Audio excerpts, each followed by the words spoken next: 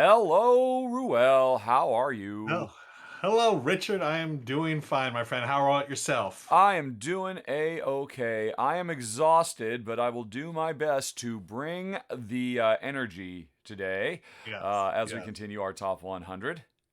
yeah. Although, I'm looking forward to this, and yeah, the energy may be a bit low, only because we just spent a week in Las Vegas, yes, at the yes, Dice Tower West a convention. freaking week. Yeah. 5 days. Who makes a convention for 5 days? Yeah. Now, Ah. were you at any point during the convention, were you like feeling like, okay, this is I've had enough, I need to go home, or were you good until the very end? Oh, pretty much every day. I mean, it's 5 days. 5 days5 days. is a lot. Yeah, Yeah, it's a 5 lot. days is a But yeah, lot. we had a great time. Yeah. Jen had a very good show. Oh, I just noticed all the stream avatars are floating in the sky. Stream Oh, avatars in the what's going sky on? with diamonds. What's that all about? Let me fix that. How about you? You left on I had Sunday, a right? You hit the road back, Jack, and you yes. did not come back We no hit the mo. road. There's no mo, no mo, no mo. We left Exactly. Sunday at I believe it was 8:30 a.m. I'd wanted to leave at 7 a.m. but it just we took a little longer than we thought. But the good news is at 8:30 a.m. there is no traffic going home to LA, so we made it in about 3.5 hours with a quick pit stop break about in the middle of it, and we were good to go. Now, having said that, I got home. I took two naps that day, that Sunday. I was so tired, and I took two naps that day, and then I went to bed, and hopefully, I still feel like I'm feeling the effects of a con. Huh. But now you had a little bit more of an adventure than I did going home. Yes, I did. So it's over on Sunday. Ah, I might have to bring the avatar interface. Oh, did I get it? Are they Oh, there you lined go. up now? Come on, little Looks like fellas. they're right on top. Yep, they're sinking. Okay. Is that about right? Yeah, that looks about right. Okay. Avatars restored. Not quite sure why that happened. Send a week in Vegas. Whole thing falls apart, apparently. Okay, yeah. So, Uh-oh. oh my goodness. What? What's that? Where'd you go? Wait, what? Ooh. Oh, what? What's happening? All I see is the avatars, but no. Oh, there you go. Okay, Oh, okay, back. yes. Oh, I see what happened. Oh, I was using a split screen thing to manipulate them while even. Okay, doesn't matter. Doesn't matter. Okay, well that just gave me another jolt of adrenaline. Uh, oh man. Okay. Hey everybody, how are you doing? Oh, let's say hello to people first. Let's say hello to everyone Hi here. Slivers. Hi Ripplebrook. Hi Varamore and Julia and Bing and world famous pub quiz. Really? Really world Yeah. famous? Well, you're certainly Rahdo famous. Meeples and mocktails. And who else has shown up and said The Nerd hello? Shelves is here. Hello, Nerd Shelves. Good to see you here. Hello, Bing says, "Why Nazgoth, Armor isn't Ruel Sword. saying "rawr" and pulling arms out of sockets?" Yeah, Arr, perhaps yes, that'll yes, be you later are. in the show. You're a fairly low energy Wookiee today. It's Chris Ticket. Yeah, Hello, fellow Feld fan, Triple F, and Etree Zix. I have no idea how to say that. Intrigue. Goblin is here. Dungeon Sound System. And okay. Oh, and then Kabuki. Hello, Kabuki. Did you get your Kabuki in the notification house. from YouTube? I hope. And thank you, Tim Pubbles, for subscribing with Prime just this very moment. You're getting us ever closer. What are we at now? 36 of 49 Ooh. subscribers before we unlock the audience participation Three Sisters playthrough. I'm really hoping that happens this month because I am not going to play the game until we hit that goal up there. Oh, nice. All right. I'm holding Such a it good hostage, game. basically, is what I am doing. You're leaving it on the shelf of opportunity. I see. Okay. Let's see. Sunday, it's we were scheduled to fly out Sunday night at like 9 o'clock. It was gonna be miserable. We were gonna get in at 1 a.m. and but it was fine. We still preferred that rather than staying another night in Vegas because we knew after 5 days we would be desperate to get home and see the dogs, and my mom's been taking care of them, so she needs us back, and so we can help her and all that, and apparently, at around 10 in the morning, I got a text on my phone. And Ruel, I don't know about you. I hardly ever pay attention to texts on my phones. I just don't Yeah. care. Same. Nobody texts me. It's all junk. But at 10 in the morning on Sunday, I got a text saying that our flight had been canceled because of Oh extreme no. weather in Denver had shut down the Midwest. And we didn't notice until, what was it? I think it was Amy and Maggie of Thinker Themer. Or no, it might have been Mick and Starla of Our Family Plays Games. Somebody told Jen that there was a problem with flights, and they hoped that we were going to be okay. And so this was now like at 1 o'clock in the afternoon, 3 hours after I'd been notified. And Jen looks up and said, our flight's been canceled. And so we try to call, 7-hour wait, it says. A representative will be with you in 7 hours. Yikes. And, it was going till 2, but Jen said, screw it, I am closing down now. And normally it takes Jen, she's exhausted at the end of the show. It takes her like 3 hours to tear everything down. You saw her booth. You saw how elaborate it is. And, she treats everything really careful because it's glass and all that. But not then. She was just tossing stuff in bags because we figured we got to get to the airport as fast as we can. I eventually get through and they say, okay, yes, we're sorry, sir. All flights are booked. You really should have called us 3 hours ago when we texted you because everybody else on the plane called us, just not you. Oh, no. And so the best I can do for you, we can get you out of here on Tuesday. This is Sunday. This is Sunday, I'm getting told. They will fly us out on Tuesday.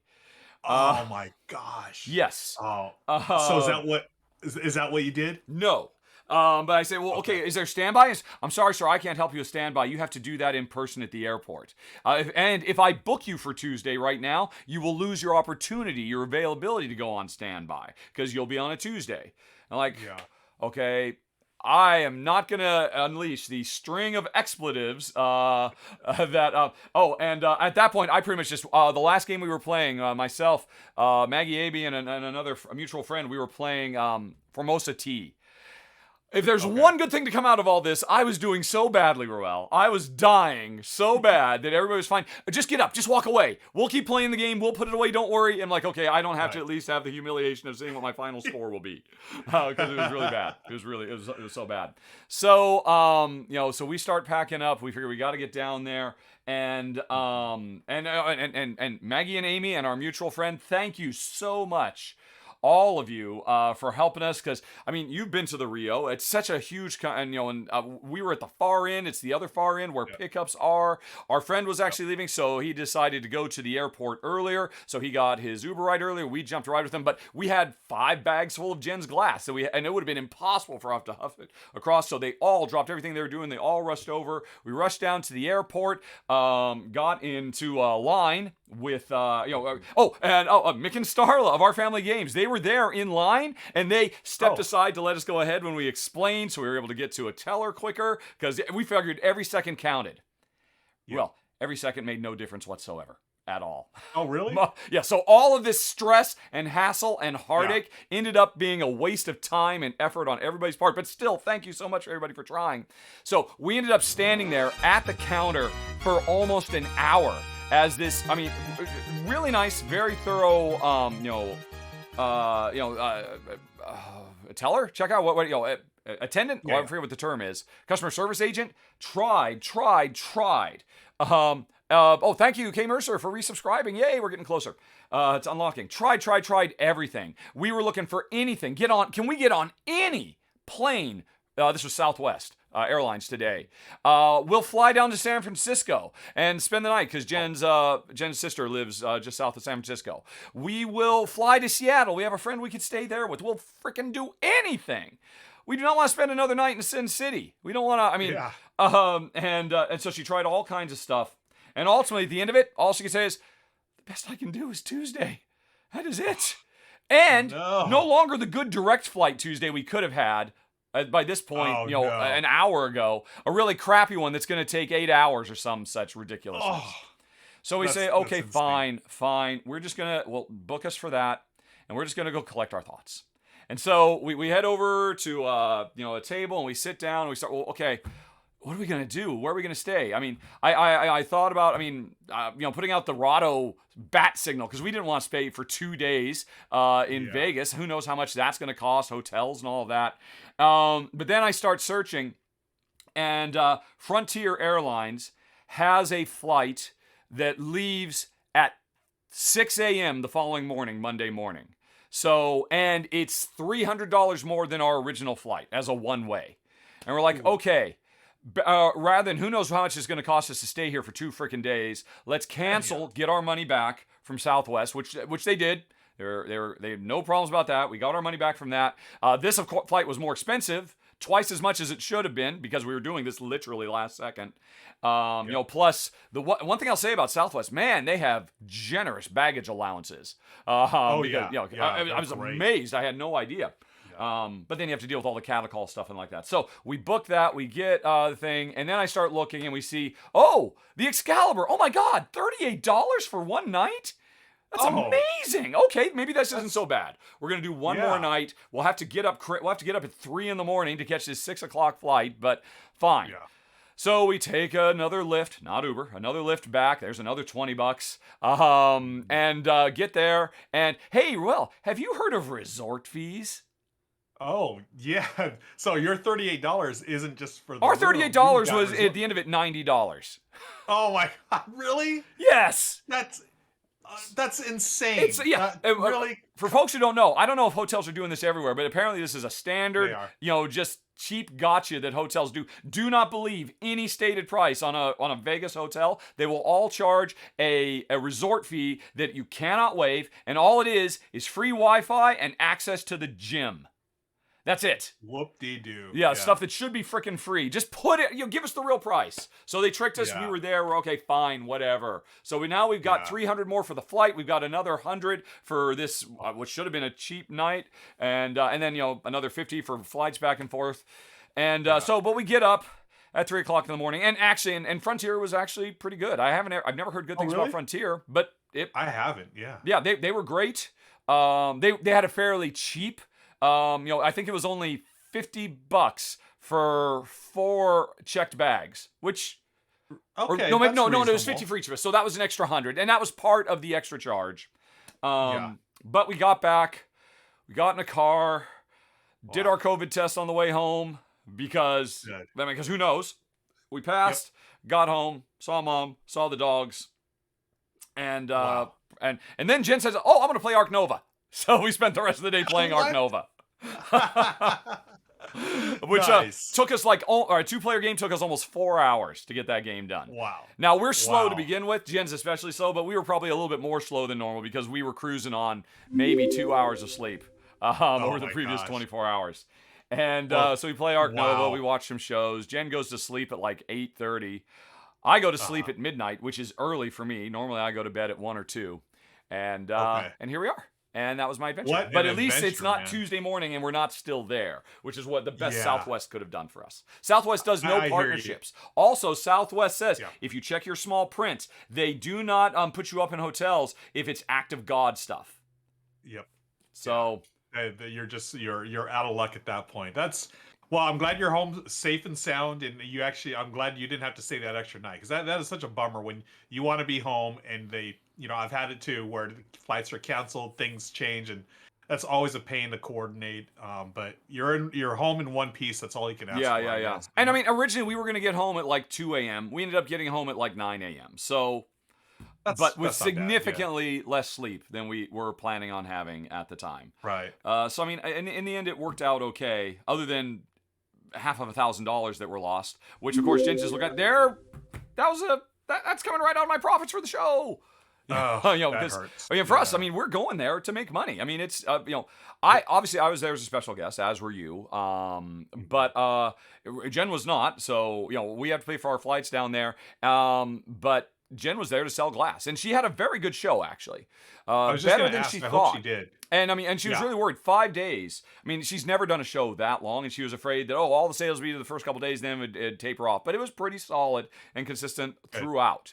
So she's happy with the end results, minus the taxes she had to report to the state of Nevada, of course, and now minus an extra 500 of unexpected wrath of God type stuff. That's a bummer. But she has pointed out. Oh, what? I was just going to say, Michelle, she was very happy to meet you and Jen, and Michelle was really impressed by, that's the first time that she's, seen her work, and especially up close. And I think Michelle ended up with a pair of earrings. Oh, that's cool. She was really happy about it. Yeah. But yeah. And you got a set of these, right?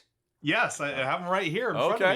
me. Yeah, now someone had asked before, are these now available? Yes, If you have they any extras. are. I've got little bitmaps set up and ready. When we get to the main show, as part of the intro, we'll say, "Hey, by the way, if you weren't at the convention and you wanted these, Jen's going to be selling them for the rest of the year, and then we'll figure out what we do next year." Or Okay. not selling them; they're a gift with purchase if you buy anything off our Etsy store. You Yep. know, Cool. anything at all. You'll just have to put in a secret code and stuff like that when you do Yeah. checkout, so that she knows. Oh, we have a question. What's Kabuki the question? Kid's wondering if you have the con crud. Hear something in your voice. I don't hear it, but Oh Kabuki no Kid no no! apparently hears it. No, I'm totally fine. I haven't had cod crud for years. Ever since I adopted Eric Martin's, fist bumps instead of handshakes, I have not Yep. gotten sick at a convention for half a decade. But I talk Nice. nonstop, and I talk loud, and I talk even louder. And so yeah, my voice box is just trashed. I imagine. I mean, Yeah.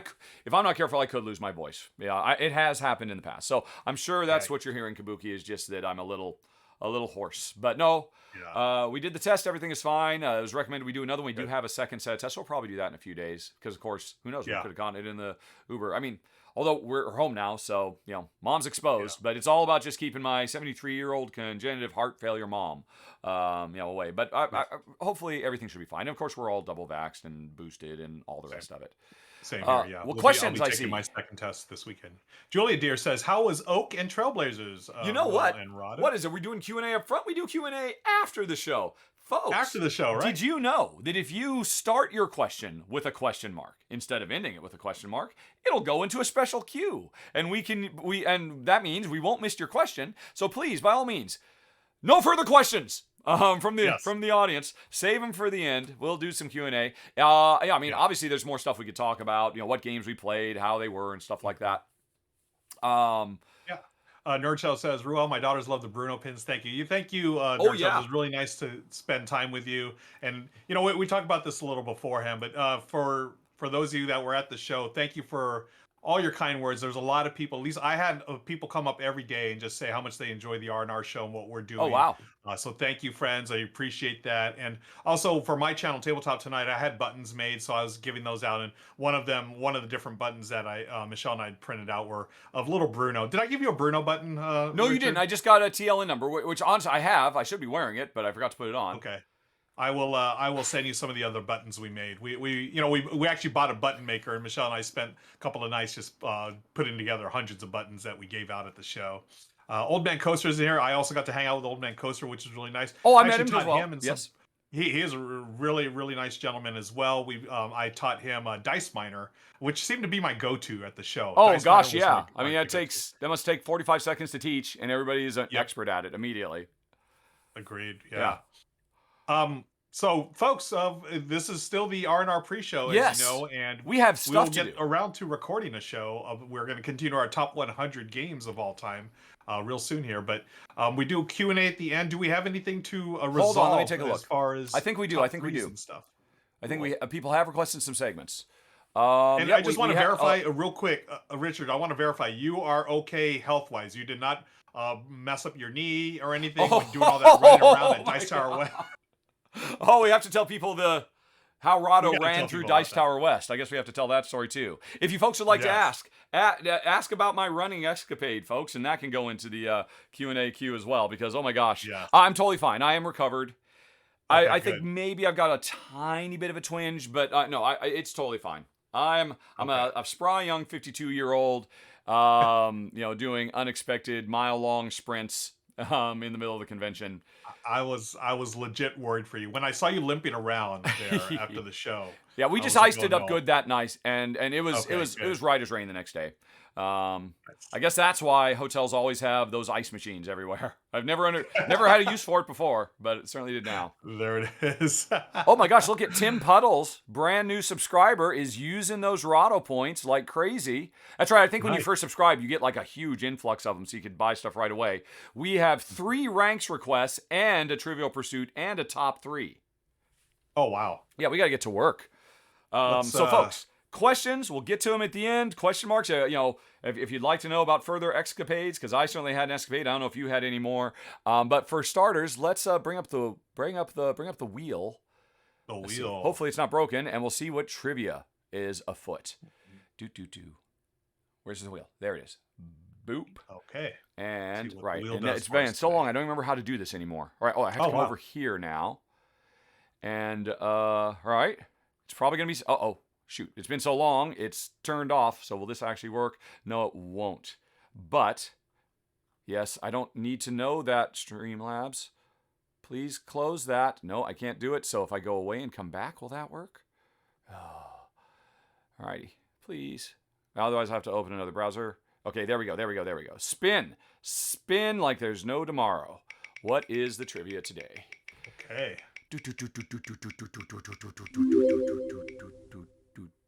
General purpose it's trivia. general. Sorry, folks, you still almost close. got to hear the Dave Turchie story, but no luck.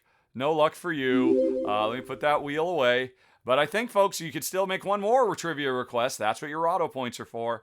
All right. Let's see. We need some general purpose trivia. Quickly to the browser.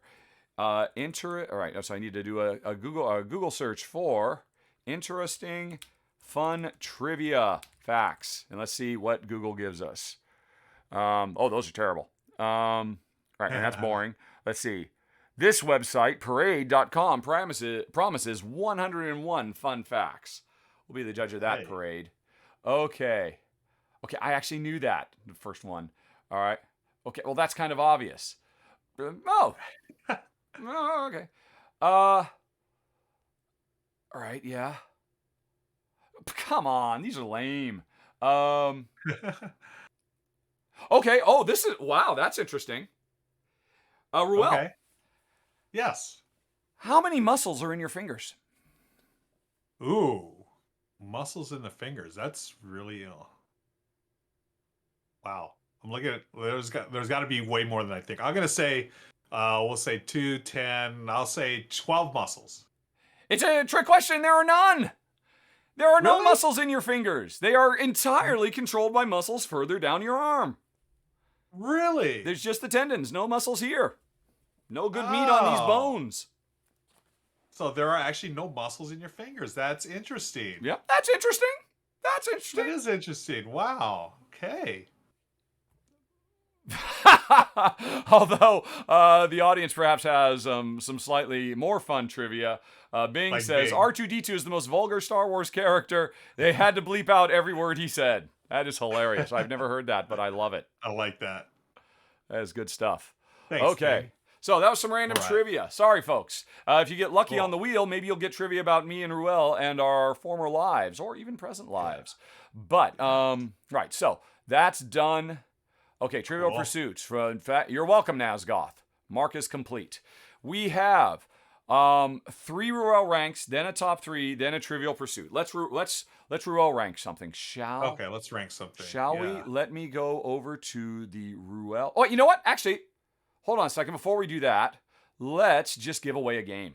Because that's another thing we do. Even better. Yeah, even better. Let's jump into that. Alrighty, let's let one lucky winner. Oh, who was it? It's what were we giving away? We were giving away World Breakers. World Breakers. Which seems really, really cool. A lot of people were interested in it. It's definitely been successful on Kickstarter, so I'm very, very happy about that. But let's go over to the browser and see who gets last week's sponsor of the show. 1 copy of World Breakers coming right. Wow, there's a your lot of way. people in this one. Oh yeah. Nice. And the Sports Bra redefines support from SheFit. All right, this wheel brought to you by SheFit. Jana H. All right, Jana H. Congratulations, Jana. Has Jana H won before? I seem to recall Have they? Jana winning. No. I really? think so. I think Jana. I believe I'm pretty certain Jana. Really? Congratulations, if I am correct, our first double winner of the game. Wow. Oh my gosh. I know. Wow. I mean, that is statistically very unlikely. Yeah. Wow. Yeah. I I kind of remember what the H stands for because I remember somebody had suggested. Oh, that's amazing. Wow, it is Jana's lucky day. This is the show for her. Okay. All right, Jana. Woo. All right, Jana. I will be in touch with you again after the end of the show so we can figure out all of that business. Nice. Cool. Okay. All right. So, what are we going to do now? Oh, right. What we're going to do? Oh, we're going to do some The Ruel ranks. ranking. Ranking of Ruel. I need to get to the Ruel the Raviola Library. I just can't say it. I give up. We're going to the Raviola Library. Let's see. Still got your jet lag. Oh man, I am so toasted. Yeah, I mean, playing an epic game of Ark Nova with 2 hours of sleep. I can't even imagine that, but that's great. I love that y'all did that. Yep. Okay, let's rank. Okay, so do you like any here that you'd like to talk about? Do you need this a little bit bigger, by the way, to see more? Well, if you see more, then you have fewer options. You can read it. That's fine. Let's see. We've got the. Oh, I already ranked the Night Cage. Oh, I got to start making a poll. Yeah. New poll. I see Night of the Ninja, World Auto Racing, and Fabled Fruit. Do you want to do all those? Those are the 3 that we get to choose. Are any of those good? That you can rank? Yeah, I can rank any one of those. All right, Fabled Fruit, Night of the Ninja, and World Auto Racing. Right, you did a live playthrough of that for the channel. Did a live run through of that here on the channel. And now you can say what you really think, because this is not a sponsored racing. All right, cool. This part is not sponsored, so now. Yeah. Yep. All right, folks. Okay, folks. Start voting. You've got a couple minutes. You can use your channel points if you want to see something particularly. I am going to register my vote. And, all right, so, and we got a couple minutes. Have you played any of these games, Richard? Have you played any of these games? I have played Fabled Fruit. And I feel like I played World Auto Racing because, of course, I watched your run-through. Yeah. But Way of the Ninja, I know nothing about that one. That's a black box to me. There's been a ninja in my life so far. All right. Interesting game. But apparently, Night of the Ninja is what people want to hear about because people love ninjas. It's the Cult of the New as well. That's probably the newest game on the list. Yep. Oh, you know what? You know what we should have done? Since we have 3 ranks, we should have put 6 on the list, and the top 3 are what we'd rank. Oh, that would. I can end this poll. Oh, wait, can you put that many in a poll? Yes. No, I can only put 5. 5. Okay. All right. So, wow, we got a lot of votes coming in. Fabled Fruit's taking the lead again. Yep. No one wants to know about World Auto Racing, huh? No, apparently not. Apparently that was a big hit on Kickstarter, wasn't it? It did pretty well. It was. They raised over $100,000. They knocked it out of the park. Really? Yeah, they crushed it. And I that little card game. Yeah, remember when it came in as far as, hey, do you guys want to cover this? And I told you, I remember mentioning that I think it's gonna be a big hit, and sure enough, it was. People love those collectible card games, especially with this art and everything. Oh yeah, it looked great and it seemed sharp. Yeah, it looked great. It's really not my type of game, honestly, but playing it, I can see why people enjoy it, and it's a solid game. There's a reason why they cracked over 100,000. It's a good game. All right.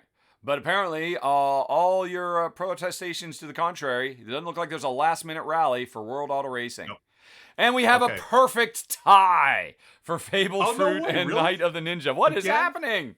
You folks can use your points to push it over the top. You can even use. What if I rank 2 of them to knock out 2? Yeah. Okay. So sorry, World Auto Racing, but we're gonna talk about 2. So, which one do you want to do first?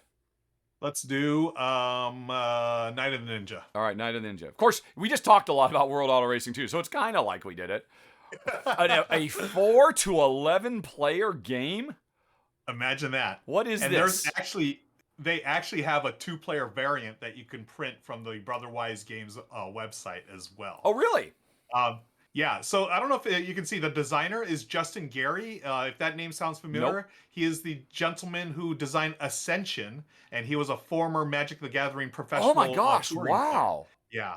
So the pedigree here is really strong. So this is a social deduction game. Okay. And as y'all know, if you know me, I'm not a social deduction fan. However, with the card play in this game, I really enjoyed this way more than I thought I would. I got to play it with the brothers Murph, Paula Deming, and also Johnny from Brotherwise Games. We did a live stream of it a few months ago. It's wonderful. It's a social deduction game that plays in 15 minutes. Well, there's so many of them. What makes this one different? This one, what makes it different is the card play. So it's almost like, what is that game? You know, Citadels? Sure. It's got a little bit of that. You can see the number of cards. So those cards are going to come out in numerical order. You call 1. Oh, I see. 1 plays that. Yeah, number 2.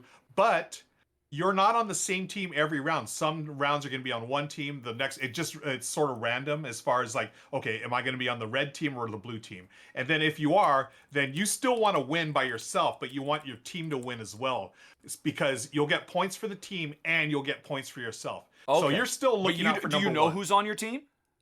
It's through the power of deduction. You will find out who's on So your all team. you know is I'm on this team and I have no idea. You might be Yep. by yourself on a team? Exactly. You're Wow. being by yourself. It's really cool how they did this. And as you play certain cards, you sort of get a feel for, okay, so and so just played this. They're probably on my team, so I'm going to play that. It's really clever. And again, for someone that's not a social deduction fan, this one was good. I genuinely liked it. I would play it again. I actually thought I'd play it at the convention last week because it's a perfect convention Oh game. gosh, yeah. I Plays up to mean, 11 players. that sounds really cool. I But would like to have tried it. yeah. So Night of the Ninja on my scale, I'm gonna rank it. It's definitely a 7. It's a solid game. I would go 7.25. I liked it. Thereby I'm gonna go broadly 7.25. agreeing with Board Game Geek at a 7.3. 7.3. Okay, cool. Wow. Not so interesting. Of course, yeah, I know why I've never heard of it, because as soon as I see 4-player minimum, I just, okay, that literally Yeah. gets filed away in a portion of my brain that will never Yep. be heard from again. But no, that's really cool. Okay. Cool. All right. All right. So that's Well, I mean, one of our ranks. I don't know if anybody has heard of this game, but that actually, yeah, if you like social deduction, I'm sure this can't be the first social deduction game that's ever done the, I don't know whose team I'm on. Right. I mean, Battlestar Galactica, you don't know who your fellow. Yeah. Well, no, Yeah. no, Cylons know who their fellow Cylons are, don't they? Well, no, because remember that in Battlestar Galactica, you can change. Like you could be. Oh, that's not right. a You could Cylon, and become all of a sudden one. become a You Cylon. yourself didn't know that you've been. Yep. Yeah, but I mean, that sounds really cool. I mean, I Yeah, like the idea of social deduction. I just never get a chance to play them. Have you tried the 2-player variant? Do you know anything about it? I haven't. I went to the website. I think I downloaded it because I wanted to try it with Michelle, see how it worked. But I haven't actually tried it yet. But it is available. Wow. All right. Cool. Okay, and I think All our other right. winner was Fabled Fruit. Fabled Fruit. Yeah. This is a Friedman Freeze game. Yes, I it believe. is. Because it starts. I know because you see all the F's in the title. Yep, so yep, yep. Of course, it's gonna be Friedman's games.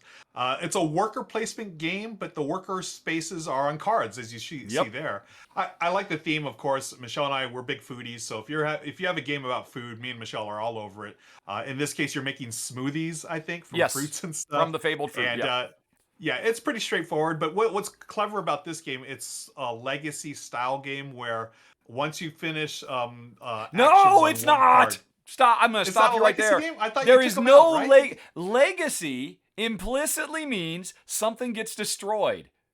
Oh, destroy. Yes. Okay. It's a So this would be more of a campaign campaign game. game? Because you A will play through campaign, multiple. I mean, it's an infinite campaign because of the way you can Yeah. just keep changing the world and it loops and goes forever. But no, it Okay, is I not a stand legacy corrected, game. my friend. You do not tear up cards. You do not apply stickers. You do not bring out Sharpies. You're allowed to if you Okay. want, but you are not called upon to do so.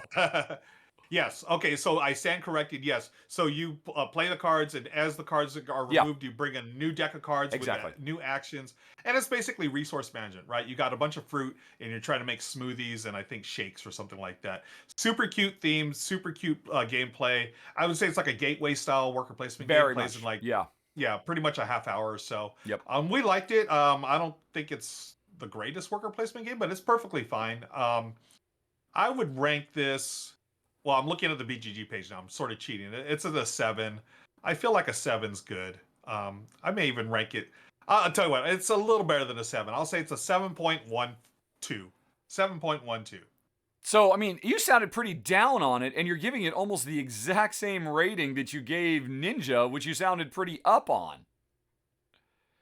There's apparently a You know what it big is? gulf Here's between why. 7.1 and 7.25 or wherever you were just for. So here it is. It's because I'm a worker placement fan. I am not a social deduction fan. That definitely plays into my Okay, rankings. yes. Yeah. So, and these are your ratings. You are not trying to give any kind of objective. This is the determinative stamp of Right. quality of this game. This is how much we like it. So this Exactly. gets a That's bump why- for the worker placement. Ninja gets a knock.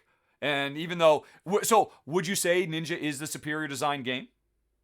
Trying to be as objective as possible, I would say yes. I would say yes. Ninja's objectively a better design, but Fabled Fruit you can play with 2 players, so it's going to get to the table way more than Night of the Ninja. I think So- Friedemann is giving you the eye. You better bump your score up a little bit there. Should I bump it up another 0.4 or something? Yeah, just because he's coming for you.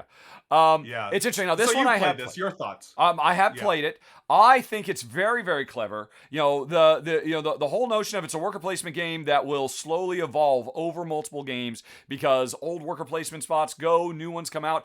As you go through, you'll get different combinations of things. It's a very simple recipe fulfillment, goods conversion game, worker placement stuff. I think all that stuff's very nice. I thought it was very well done, and it's terrible at 2 players.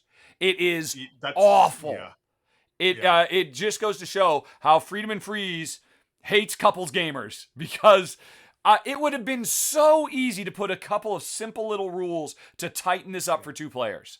Like borrow from space, Dungeon right? Pets. Blocking a space or something. Yeah, a third meeple that just literally moves clockwise around the stuff, and it's just I know he's gonna be there in 2. I better do this now. Something as simple as that would have so elevated this game. And the fact that they couldn't even be bothered. It functions as a 2-player game, but it's practically rote. There's no tension. There's no worry. You just kind of go through the motions. I have gotten a chance to play at a higher player count game. And yeah, this is a game where you want to play with as many people as you can. So it gets more and more interesting, and people are giving stuff to each other because they're blocking and all that kind of stuff. But as a 2-player game, now, what I'll say, though, is I love the core idea here. I thought it was brilliant the way it evolves over time. I could see if I had a big group of players, we might have come back to it over and over again. His follow-up to this, Fine Sand, have you played that? No, I've not. It has the same basic idea that over multiple games, the cards you have to play with, it's not worker placement, it's a hand management game, but over multiple games, the types of cards are available change and evolve. Old ones go, new ones come out. You never know exactly what combination you're going to get as the game evolves.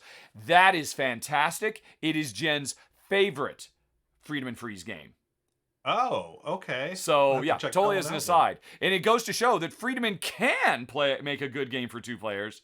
He just most of the time doesn't want to, I guess. Right. He's too busy trying to find the world's last remaining supply of paper money to be able to put in his game. So he just doesn't have time. Or the last game title that starts with F. Or yeah, he must be running short. Plus he has to make them work in German and English. So that's tough too. That's right. Yeah. So all right, there it is, Fabled Fruit. Yep. Hey, so we have done 2 ranks. A rank very nice. And another rank. And let's see. So we still got another one. We've done enough of that. And do we want to do another trivia, or do we want to do a top 3? Because then we got to get to the show. What do you think? Yeah, well, how about a top 3? Let's change it up. All right, Goblin989 dash for top 3. Folks, we're done with that. Audience participation time. Start throwing out suggestions. What would you like to know? The definitive list of 3. Could be anything. Could be game related. Could be pop culture related. Whatever you like. And then, when Ruel spots 3, I'll put them into a poll. You will vote. And then we will tell you the indefatigable, unapproachable, once and for all, written in stone on the side of a mountain, top 3 of whatever that topic is.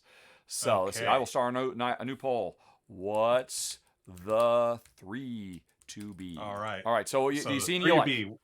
Let's see. Cabbage says this one I'll pass on this one, but top 3 tea flavors. I only like 1 tea, so. I'm You're definitely in the Ted Lasso school of thought when it comes to tea. What's the Ted Lasso school of thought? Oh, I wish I could do it. He has he's an American in England. He has very many jokes about how awful tea is. Oh, okay, nice. Top 3 breakfast cereals, I can do that. All right, I can do that. Breakfast cereals. All right. Okay, well, we'll get a gamer one too. Top 3 game mechanisms. Have we done this before? I don't think that. I don't think game mechanisms. No? All right. Okay. Mechanisms. All righty. Okay. Let's see. Oh, Kabuki's got another interesting one here. Top 3 pinball tables. Pinball tables. I don't know about that one. Just the little toy pinball machine I had as a kid. That's all I got. So I can. Yeah. Top 3 uses of potatoes. I'm typing when you're telling me which ones you like. Okay. I'll pass on that one. Let's see. 3 favorite birds. Do we have 3 favorite birds? Okay, here's this one. I think we've done before. Top 3 deluxe components, or we've talked about. We have talked about components. Before. We have done something adjacent to that, I think. Okay. Cool, and we've done and we've done a whole top 10 accessories. as Yes. well. Okay, this one just, we're not going to do this, but it made me laugh. Top 3 beard creams. Yeah, you would be on your own for that. Yeah. Here's a good one from Old Man Coaster. Top 3 documentary films. Documentary I like that one. I don't know if films. I can. Oh man. All right. That's good. I'm putting on potatoes on there. You can put the Potatoes.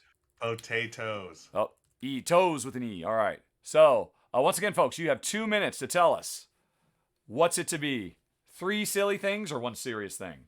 I don't know where it's going to go from there. Oh, potatoes off to the early lead. Really? Yeah. I don't know why you were so quick to skip on that one. Really, potatoes? It just. Wait, are you not a big potato guy? No, I am a Potato is guy. one In of the fact, greatest foodstuffs in the universe. You know what? You're right. I do. You know, given the choice between a potato or rice, I'm rice 100%. But I do like me a good potato. You know what occurs to me now? I am almost positive back when I was doing Corner to Corner with Tom, we had a similar thing like this. And I'm pretty sure Tom and I did this very specific one. Because I remember arguing with somebody, and it must have been him, about au gratin. And, oh my gosh, really? Yep. Well, if it gets voted, I want to hear your take on au gratin. I don't know if I have a take on au gratin or not. Yep. Well, folks, you've still got a minute. You can use your Rahdo points. Potatoes you are can in the use lead, slightly. bits if you really want to juice the stats. Is it juice or juke? What's the quote from The Wire? Is it all about juking the stats? I think it's juking the stats. I thought it was juicing the stat. Oh man, now you got me thinking. Yep. Juicing the stats. I'm sure somebody in the audience knows. Was it? I mean, that was like the whole first season. That's all they talked about. Yep, you are right. Juking the stats. Juking. Yeah. So, like, like bumping a juke machine, I guess. That's right. Okay. Well, that's really more of a pinball thing. So who do we got here? I don't know. We're getting close to the wire. Down to the wire, in fact. Look at that. Okay. Game mechanisms and potatoes. Oh my gosh. What? And yeah, documentary films, breakfast cereals, nobody cares. Potatoes no one cares. Versus gameplay mechanisms. It could go either way. Oh my gosh, we're not going to have another tie, are we? Somebody's trying to get in their last minutes. Potatoes are so close. Wow. Yeah. 141 to 147. Wow. Sorry, potatoes. Sorry. Well, that'll have to wait for another day. Clearly, there's a huge groundswell of Spud support out there. All right. So as far as the featured chat thing that I have up, what's that? My browser just crashed. That's why I can't take down the Old Man Coasters thing there. Oh no. Is it dead? Oh, it will eventually go down. It's this is a really good system, but I have seen that sometimes the page you just refresh and just nothing, and it just spins and spins. Yeah. I've had that happen on my streams as well. Yep, it's just spinning. So maybe on your end. Future.chat. Why won't technology just work, Ruel? Why is that too much to ask for? But anyway, so what? So we are not. Do we have to wait for that to disappear? And ironically, it used to be set to disappear in 2 minutes, and I just changed it to disappear at 5 or something like that. So we have to wait for 5 minutes. We got 5 minutes to go or we can no. Yeah. Wow. Yeah. This just okay. Well, I can get rid. I can manually hide it. I'll just manually hide the. Where is it? All right. So I have to go into the. What do I have to go into? I have to go into the alerts layer. Normally I don't do that while we're live. Alrighty. Chat box, alert box, feature chat. All right. So we're just gonna hide that for now, and we'll fix it later. Okay. But anyway, cool. Not top 2 documentary films. Sorry, Old Man Coaster. Let's see. Worker placement, or no, not worker placement, but you're going to do worker placement, aren't you? I'm definitely doing worker placement. Worker placement is so tired, man. It is so played out. I love worker placement. Yeah, I know. You want to go to the mat for that, don't you?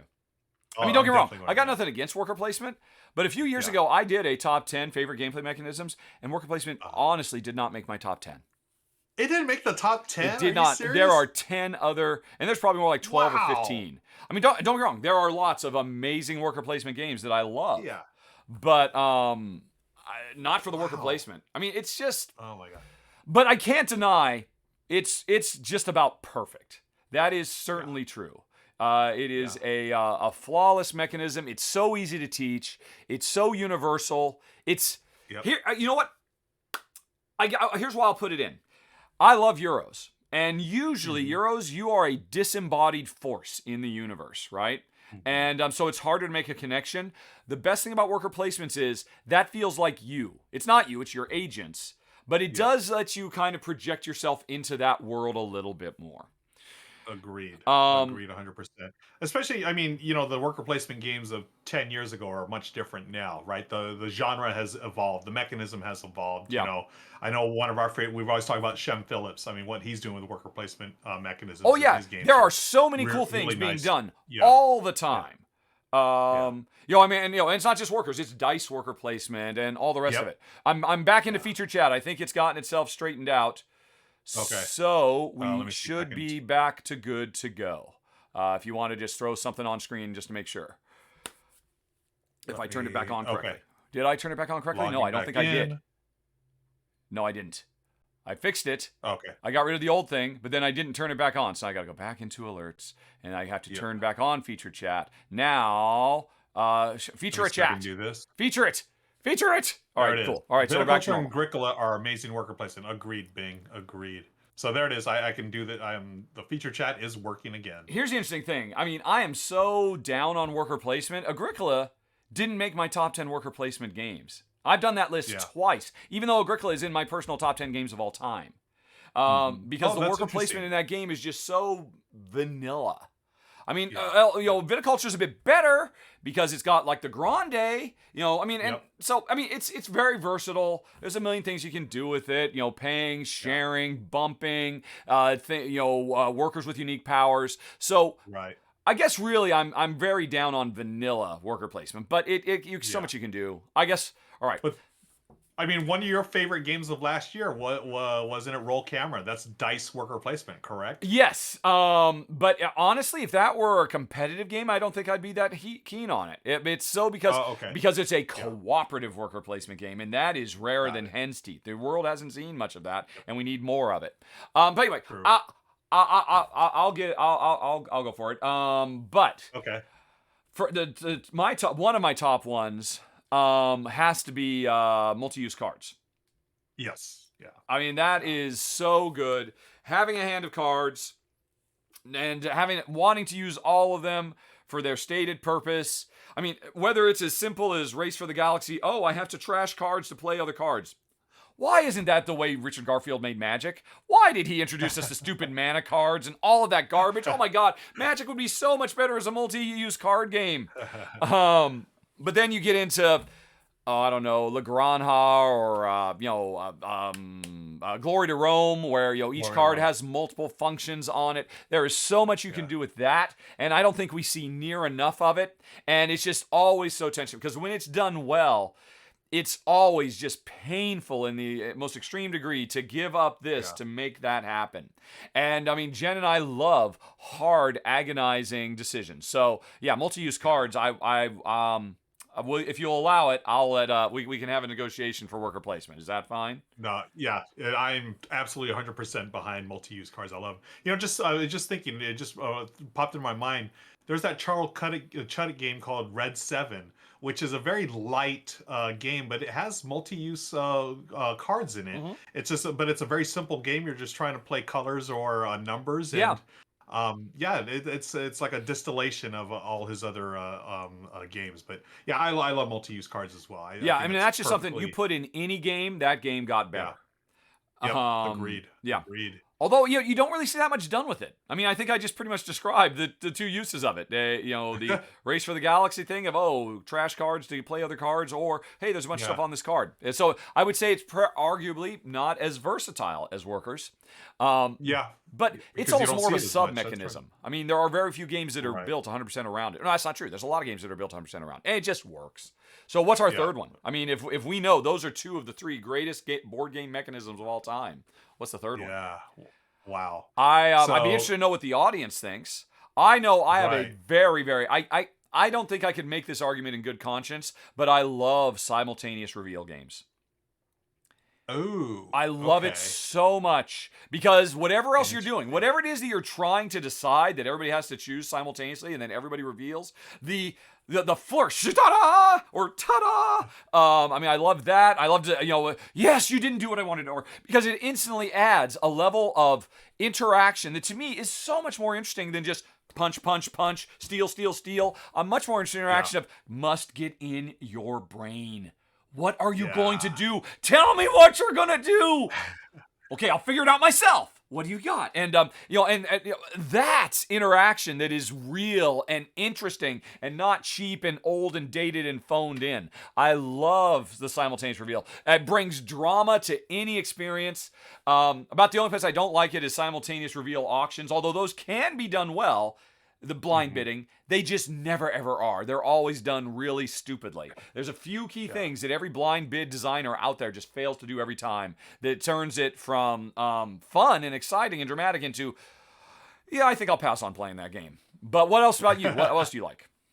I mean, you're talking me into the simultaneous reveal thing because I actually I just played a game at Dice Tower West that used it very effectively. Roy Canada's game coming up on GameFound called Last Light. Yeah. Which I thought, folks, it lived up to the hype and then some. I was really, really impressed with that design. It's his first design. Like, he's not a game designer. He's works for the Dice Tower, does the tech stuff, but he loves 4X games. And this one, I was honestly blown away. He created a 4X game. We played a 6-player game in 60 minutes, literally 1 hour of a 4X game, which you never hear of, and it's because he did the simultaneous reveal. Every hand or every round, you're playing a card at the same time, and certain ones you want people not to play at a certain time and stuff. I do like that mechanism a lot. The other one I was thinking of, it's very basic. It's just standard. It's dice chucking. I love rolling dice. Just rolling dice. Yes, it is fun to roll dice, and that can be used for good or for evil. Designers have changed it these days. Like, yes, the act of rolling dice, I love the tactile sensation, but designers these days, you can't just roll dice and take the number. Like, there's so many ways to mitigate your luck and to use those dice. We were just talking about roll camera. You can use it as dice worker placement. Yeah. Other ways you can Castles of Burgundy, a classic, right? I mean, the audience is throwing out really good suggestions. I mean, what about deck building? What about rondelles? What about push your luck? What about imperfect communication? Nazgoth, I'm right there with you. What about imperfect communication? What about pick up and deliver? Pass. No. Yeah, and that's your pass. I know. No offense. But yeah, just dice. You're kind of right. I mean, obviously they're a component, but the rolling of dice. I mean, is that too basic?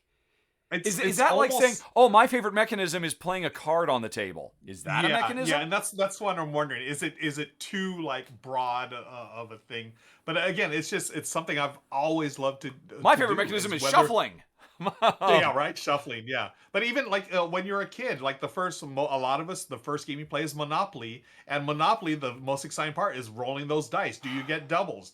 Can you move to the spot you want? There's just something inherently fun about chucking those bones, rolling those bones. I think so. That is interesting. I mean, you have gone. Your two things you've mentioned couldn't be more broad, and whereas I just went into like a very specific kind of granular, almost subcategory. Yeah, and I'm fine with that. Rolling. I think that's great. I honestly thought you were going to take a rondelle. I seriously. I love rondelles. Rondelles are in my top 10, definitely. I absolutely adore them. You've kind of talked me into dice.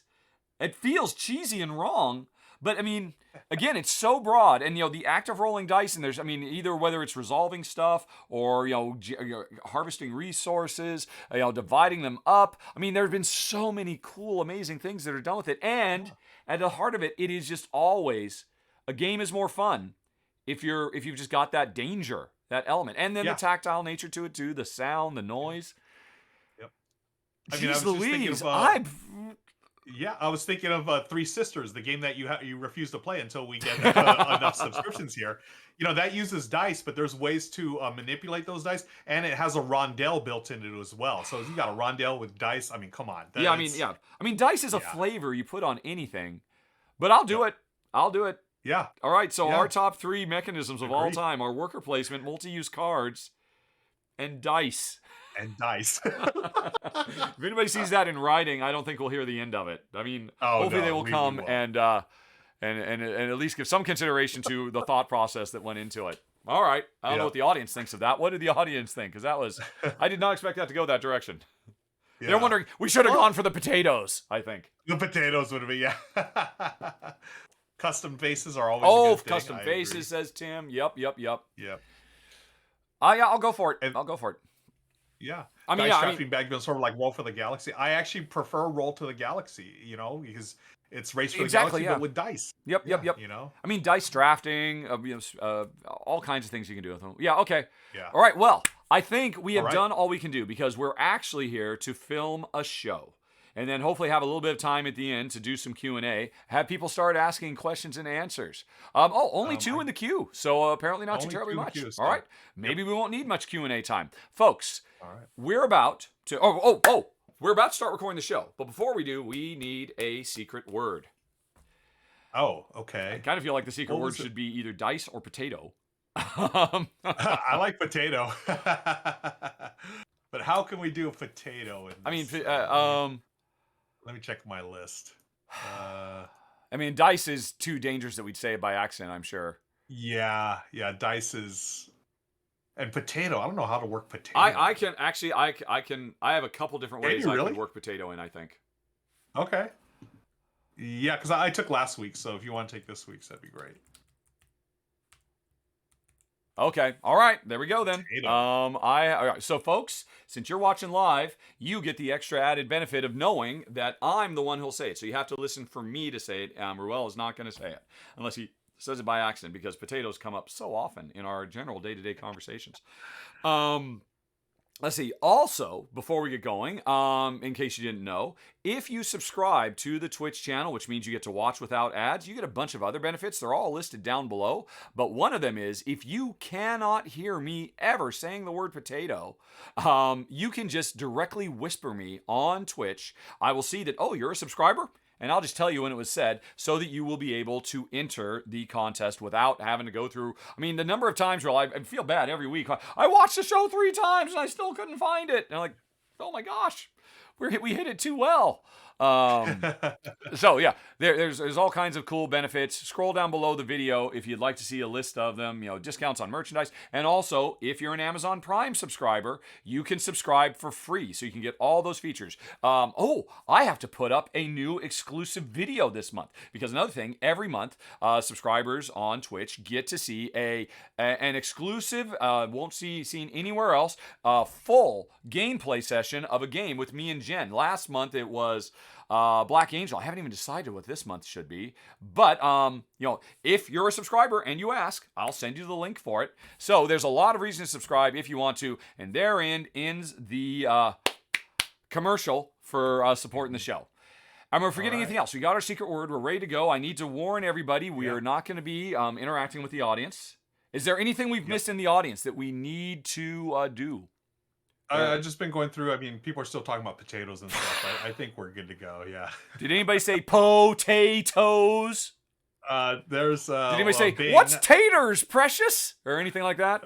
I think that's Bing was probably channeling his inner Samwise there. Yes, I imagine so. Okay. What's taters? Yeah, I'm good to go when you are. You've got the secret word, and I think we're good. All right. Oh, I see Goblin saying, dang it, I subscribed too late. I want to see the Black Angel one. I haven't rolled out the new one, Goblin. So, I'm just saying, if, I would imagine, because, I took a week off. I forgot to do everything I do at the beginning of a month. I haven't done my roundup yet.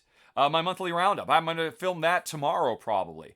And so, yeah, folks, if you're a subscriber, start whispering. It's not too late to catch the Black Angel playthrough.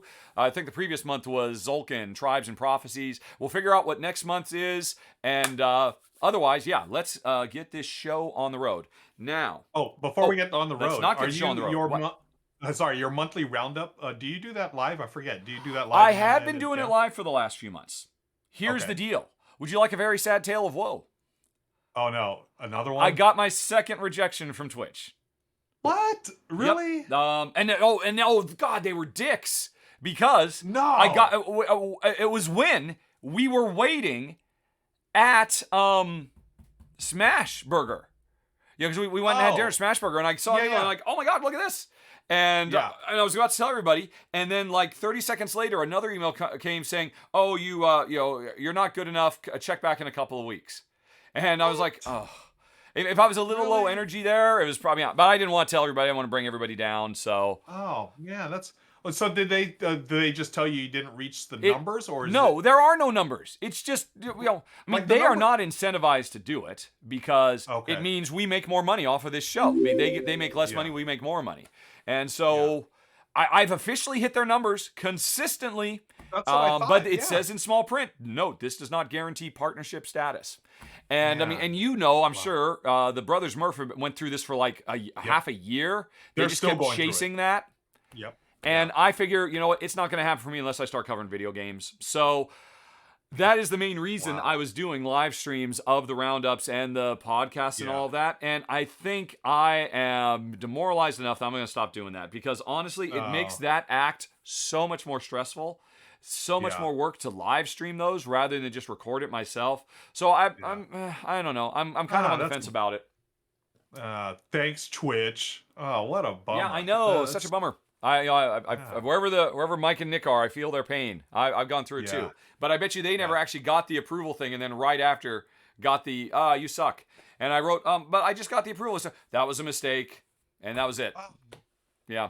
That's terrible. Oh, Twitch, what are you doing to us, Twitch? That's so not cool. Yep. Not Yeah. cool.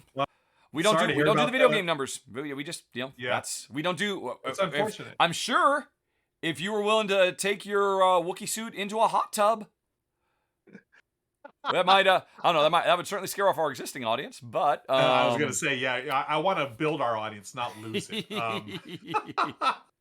That's such a bummer because I feel like if you or, the Brothers Murphy or whoever could get that partner, I mean, that helps everyone in the board game space. Yeah. And I think, it's just, that's such a drag. So Paula's got it, but again, she does more than 50% video games. Becca's got it, but she does like almost exclusively RPG stuff. RPGs. So if we were doing that stuff, I'm sure, but thank you, Slivers. Thank you, Slivers. Thanks for the cheer. I can't quite read the message. It's so tiny. What did it say? It says, Wookiee. Here it is. Wookiee onesie hot tub charity stream. That's what we need. That would put us over the top. I agree. Yeah. And it was, it was really nice meeting you, Slivers, at Dice Tower West. I'm so glad we got to, even though we didn't get to spend much time together, the fact that I could, put a face to a screen name, that really meant a lot. Slivers is actually, I got to say, the Slivers actually gave me my copy of Dice Miner out of the kindness of his heart.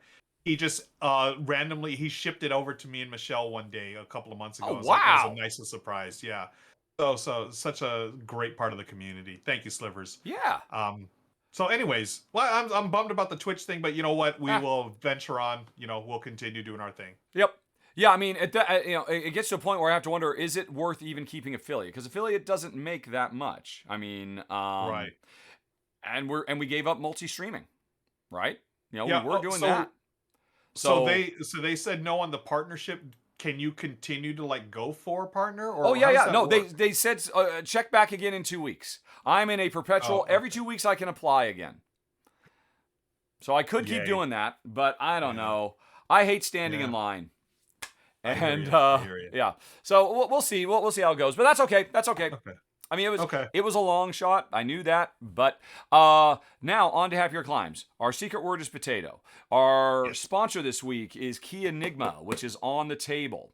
But our contest is actually, who publishes Azul? I can't think of it now. Floodgate? No, not Floodgate. Plan B. Plan B, yes, yeah.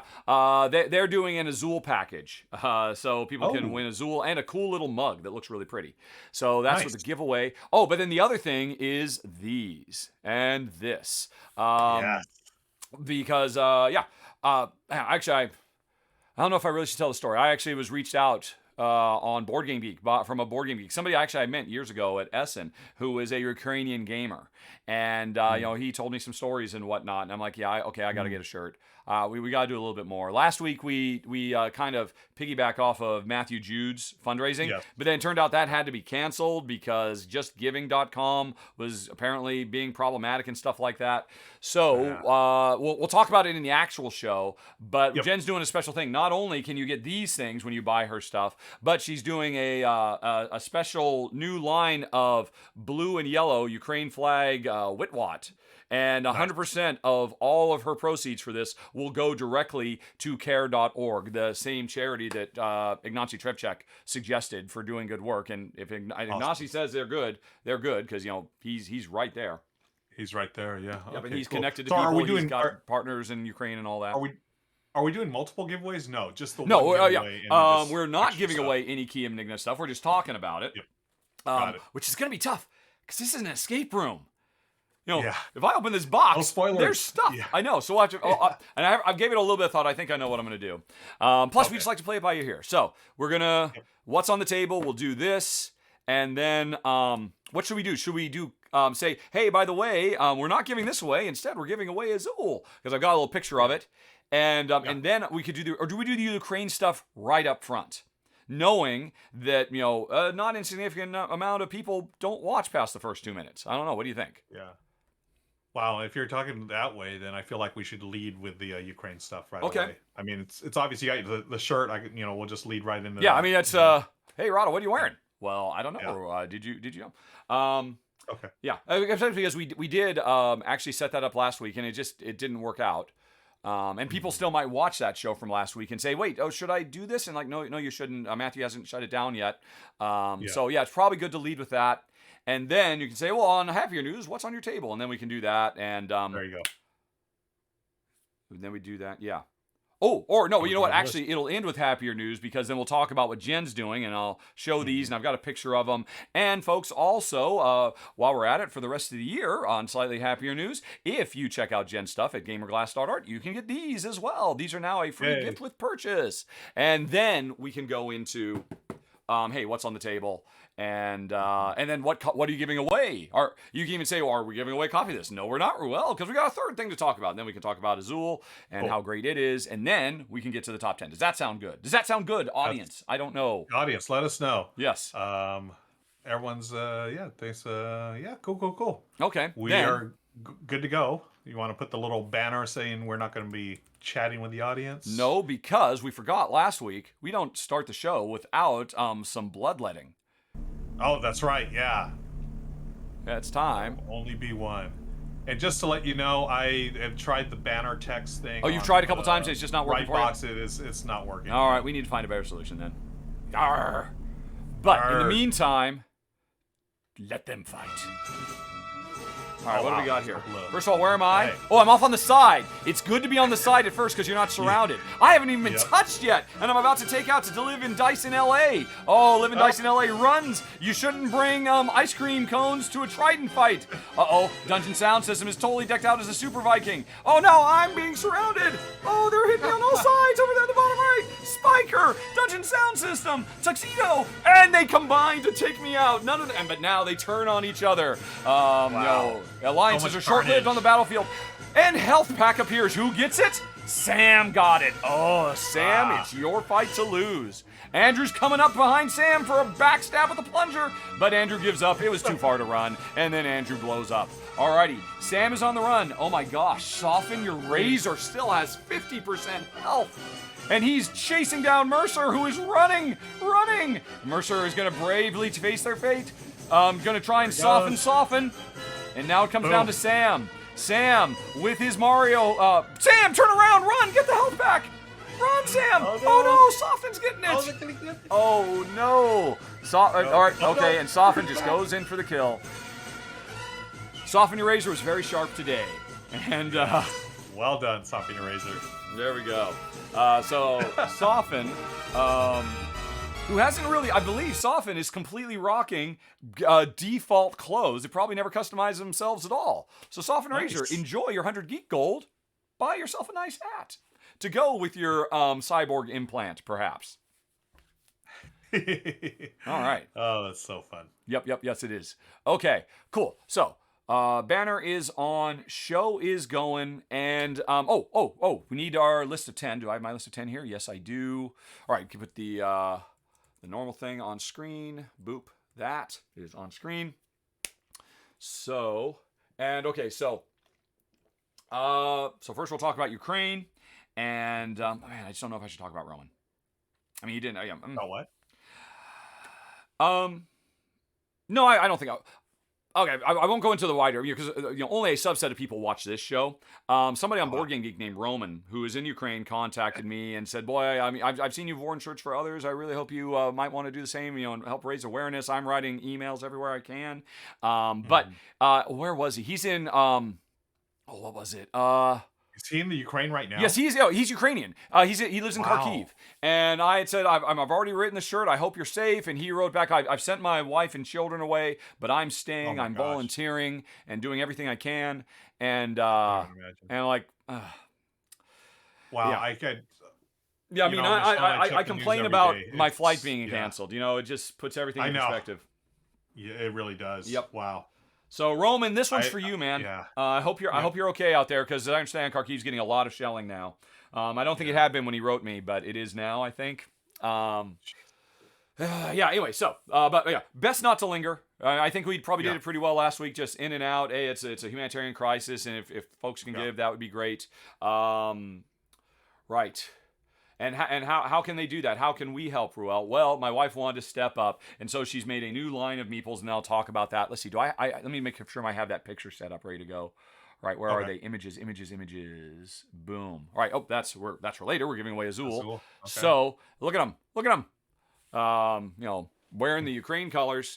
Of course, there's a wide variety, and you never know what you're going to get. Every single one is completely unique. But Jen is, for this month, 100% of all her profits she makes off of the sale of these goes to care.org, who are doing great work, recommended by Ignacy Trevchek. And if you want to get into it, when you check out from Jen's Etsy shop, put the word Everdell down in that little thing right there. Oh no, that's the other thing. So, and hey, here's another reason you might want to check out Jen's. Boy, that's a really sharp, hard turn, isn't it? Into commercialism. I got to share this one comment from Frank in chat. I got to share this because this is. He said, I had an email from a backer in Ukraine yesterday. Frank is the gentleman behind the Isle of Cats Kickstarter. Oh, Frank. Okay, hey. Yeah, they said, sorry for the late response. I was on patrol last night. I don't even know what to say. I know. Yep. Wow. Yeah. Oh, like you said, it puts everything in perspective, Yep. Exactly. We're talking about games, So, anyways, thank you for sharing that, Frank. Appreciate I guess so I don't think it's probably a smooth move to go from Jen. 100% of her proceeds will go to care.org. Oh, and by the way, you can get free stuff, or maybe it is maybe to and further incentivize you folks to check this out and get on board and literally help save lives. Let's make it a little bit more attractive for you. You can get these Rahdo. I mean, that's probably okay, right? Yeah, I think so. Okay, that's a smooth operation, a smooth transition, because it's still on point. Let's just. There's no easy way around this. No. Let's be real. There really isn't. So we do the best we can. Okay, so yeah, folks. I mean, this is the kind of stuff people normally figure out before they ever go live, and we just do it. We'll just do it live, and we'll just let you see what we're actually talking about. Because I mean, we did not talk about this. I mean, I don't even think I told you that these things were coming. No. Let's see. Okay, so right, so and we'll transition away from that into happier news. You can say, "What's that on your table?" And then I can go. Let's make sure my overhead camera is not crashed. Yep. Do. Yep, it's Good. fine. Okay. All right.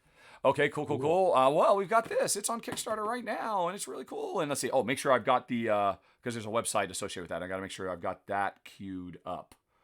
Right, because I was looking for other stuff before. Right, is that it?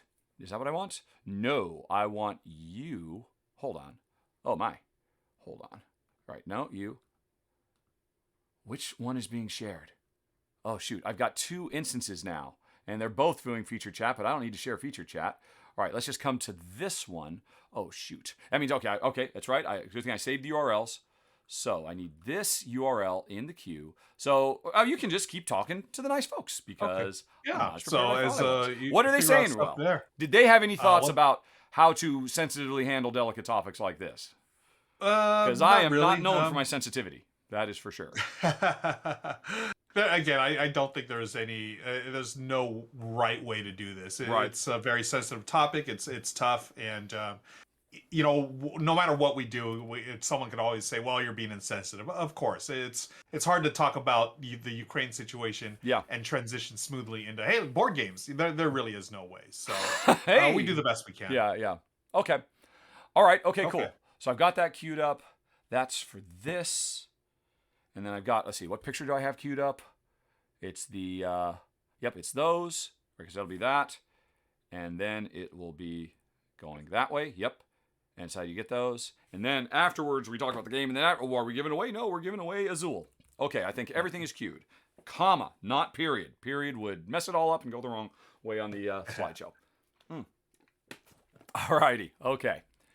Boy, and as much fun as that was to watch, think how much fun it must have been to listen to. Because did you know, Ruel, you can go to podcast.rahdo.com and you can get audio versions of either this full extended version or just the show itself if you're on the go and don't want to be tied down to YouTube while you're getting your R&R weekly fix.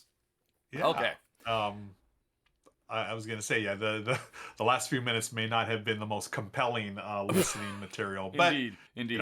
As you said, the edited version is also available for your listening pleasure, friends. Yep. Yeah. Mm-hmm. Okay.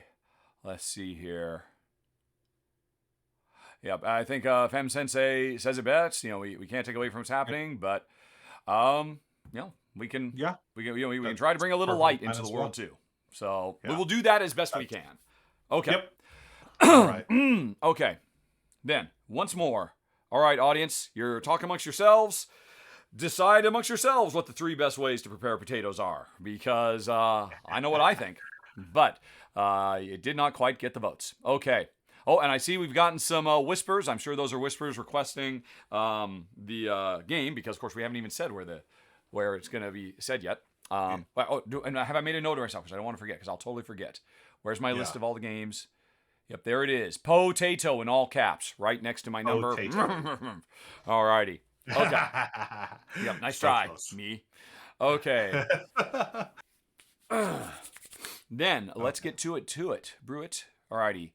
Overhead. And you've got your 10, right? I'm good to go. Yep, okay. But I'll have to be typing your name in. That's okay. Which means you can just go ahead and say it, and I'll type it. You'll have to talk because I'll have to be typing it in, make it go, and then I'll have to launch the URL. So you'll have a little bit more front time before I can actually put an image on screen for you to talk about. Okay. So just to confirm, I'm starting at number 80. Geez, Louise, all my numbers are wrong. This isn't a top 10. Let me fix those numbers really quick. Ooh, that's a close one. 80, 79, 80 not to number 71, 9. Correct? 80 to 71.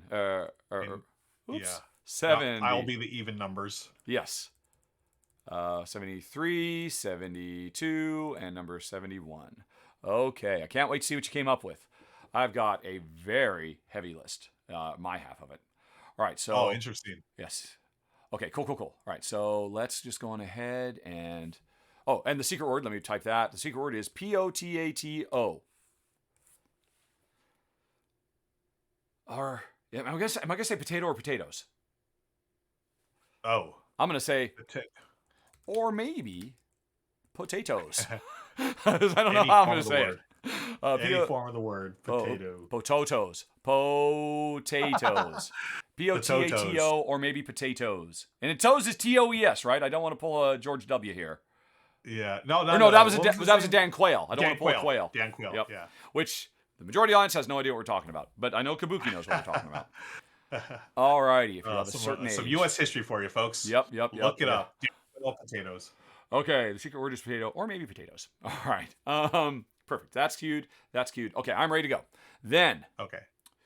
Where's the scene? The scene is got 50,000 scenes to choose from. It is the right, right, and it's it's Key Enigma. One more swig. Okay. Hey everybody, this week's episode of the R&R Show is brought to you by Key Enigma.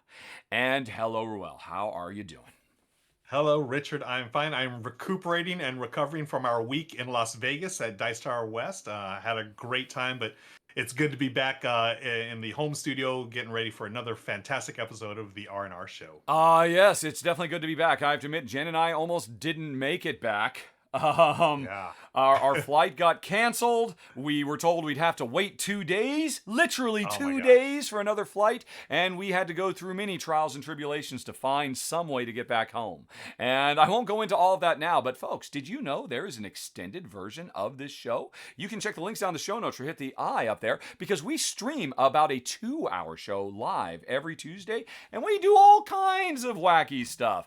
Tell personal stories, rank all kinds of games, do top threes. But today, we are here to talk about the continuation of our shared R&R top 100 games of all time after we've had to put it off for a week. But before we get to that, I want to talk about something a little bit heavier about the ongoing conflict in Ukraine. First of all, we had a link in last week's show to a fundraiser that had been put together by Matthew Jude of Tabletop Night Network. And it turns out there were some technical issues there, so that didn't work out. And anybody who did donate to that will get refunds. Me too. I also donated to it, so don't worry about that. But I still wanted to do something, and I want to do something more than just wear a shirt, which is kind of what I'm known for these days. And I was talking with Jen about it at the show, and she was talking with other people about it, and we came up with an idea that is very close to home. And so what we are doing, Ruel, my wife has made a new line of Witwat, which is kind of her signature little glass game pieces that she loves making and people absolutely love. They are in the Ukrainian flags, blue and yellow. They are adorbs, I believe is the appropriate term. And for the rest of the month of March, if anybody buys these, 100% of the proceeds will go directly to care.org, who are doing amazing work helping women and children and the elderly specifically. That's kind of their target, getting them food, resources, money where needed, to get to safety. So you can help out people who are in dire need, and you can get some really, really cool swag for your games too. They are apps. They're fun to play, and in fact, I'm not just going to show you a picture. Let me go ahead and show you these little three right here. Yeah. Now, every time you order one of these, they are these cute little aliens. They've got one eyeball. Maybe they've got a couple of antennae. Maybe they don't. Maybe they're chunky. Every single one is bespoke, made with love by hand from Jen. And like I said, they are available on her Etsy site right now, which you can find at www.gamerglass.art. And again, 100% of the proceeds for the sale of those is going to be going to care.org to help people whose lives have been destroyed by the war that is ongoing. And if that wasn't enough to tempt you, we've got an extra little bonus. Ruel just mentioned that we just got back from the Dice Tower West convention, and we premiered at the convention. Anybody who bought any of Jen's glass got these very, very cool Everdell Rahdo promos, which are awesome. Let me turn off the green screen so you can see them a little bit more detail. These are very, very cool, very fun to play. I especially love the quote, "Live and let live." That's so Rahdo. And obviously this little lizard is done in the Rahdo Running Man style. And so if you were at the convention, you could get those. But, and Ruel got his. Yep. For the rest of the year of 2022, any purchase at Jen's Etsy store will get you one of these. But how do you get them, Ruel? It is very important. Let me bring back up the images. When you're checking out, there's a little box where you can type in notes to the seller. Put the word Everdell in there. That's the secret code. You put in Everdell when you order anything, including these awesome little Ukrainian meeples, and you will be able to get the Rahdo promo pack. So, just wanted to get that out of the way and, nice. Send my best wishes to everybody in the Ukraine, especially Roman, who is a board game geek, who got his family out, but then he has decided to stay and, help volunteer. I mean, that level of bravery is just beyond me, and it's being displayed every single day. And so whatever we can do to help, definitely. I mean, and if you have the means, it doesn't have to be through Jen's Etsy store. There are so many great organizations doing so much out there. So definitely, folks, if you can. I mean, I understand not everybody can. We're all in this together. And hey, you know what? While we're at it, totally coincidentally, let's not forget there are plenty of other hotspots around the world too, where people need our help. So that's right. Yeah. Okay. So, friends, if you have the means and are able to, we would appreciate it.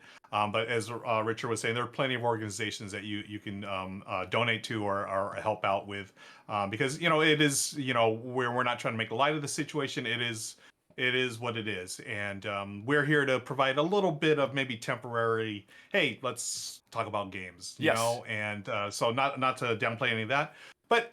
Speaking of games, Richard, you have a game in front of you. I do have something on my table. Is. Although before we move on to our next topic, what's on Rahdo's table? Both Ruel and I are of a certain age, and last week, oh my gosh, we got pilloried, or not pilloried, but we got pointed out several times that we keep referring to it as the Ukraine. Because that's what it was called for our entire lives up until the 90s, and that's hard to break a habit that you grew up. It is. And I wouldn't be surprised if we did it just now as well. So you're right. I'm so glad you brought that up. Yeah, apologies. Yeah. Don't want to add insult to injury. We know it is Ukraine. Ukraine. Correct. Okay. Thank you for bringing that up. Yeah, we grew up hearing the term in one sense, but we know things have evolved and changed. So yes, we want to shout out, send everyone, just our apologies for that. But we shall move on. We shall move forward now. Let's talk about what the heck is in front of you. Let's talk about some games. Although this, I'll be honest, this is a tricky one to talk about. This is the Key Enigma series, and they've actually got a new box set of escape room in a box adventures that are on Kickstarter right now. But they actually sent me a few of their earlier ones, and these things are so big and so cool. But the problem is, if I open this box, I can open the box and stop.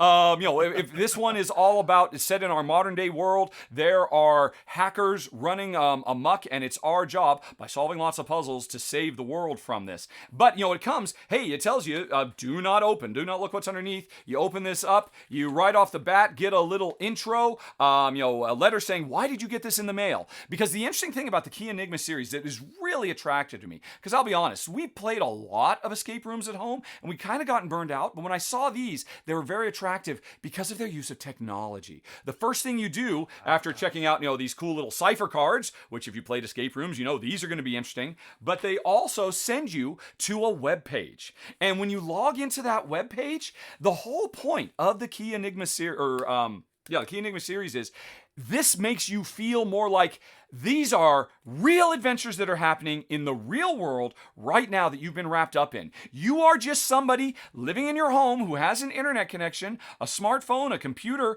and you got this in the mail, and you read this mysterious message, and eventually you follow the website, and I don't want to go too deep into the website because I don't want to spoil stuff, but let me see, I did queue up. You very quickly come to what looks like, a completely functioning, a news page with this article about, basically it's an offshoot of the Panama Papers. If anybody remembers that from a few years ago. And it turns out the Panama Paper scandal was not what we thought it was, folks. There was a lot more going on. And you start digging around here, and it looks like a regular website. You can actually go read about the advertisers for it. And and follow all kinds of stuff there, but there are clues hidden, and this is just the beginning. This game is still predominantly all about the cool physical puzzles here. Now, eventually what happens is you start getting more packages in the mail. This was the first package. When the game eventually tells you, as you figure out the puzzles, you said, hey, somebody just sent me this through DDL. And there's stuff in here, Ruel. Big stuff, heavy stuff. Or somebody sent me something through Key X. And so the whole point of this is to make it feel like you're not role-playing something. You're you in the real world trying to solve this. And you get all these mysterious things that are sent to you in the mail. Now, I don't want to open these. I don't want to spoil them. You can actually go to their webpage. They've got some really nice splash pages. It shows, there's the kind of, 3D glasses. There's, red lights, all kinds of neat, fun stuff. But their first one they ever did, I've got 3. The Calling Card, which is a murder mystery. This one, which is a, hackers are taking over the world. What's really going on game. Their first one was a horror escape room game. It's a little bit less ambitious. And when you open it, you just get everything right away. So I don't feel so bad about, showing that, hey, you get maps. And you get mysterious cards, and you get dotty things, and you get all this cool fun stuff. This was their first one, and you get a sealed envelope. Do not open. This feels like it's actually real proper wax. The production quality, from what I've seen, from what I have opened, is phenomenal. But the thing is, you keep going back and forth between all of this stuff, the real stuff, and the digital stuff. You spend your time going through, they have spent so much time making so many really cool, deep, fully fleshed out web pages, but then you also go to like Google Maps and you look up where real things are in the real world. And you work with agents because the digital stuff, a lot of escape room games have to have some kind of system to help you if you get stuck.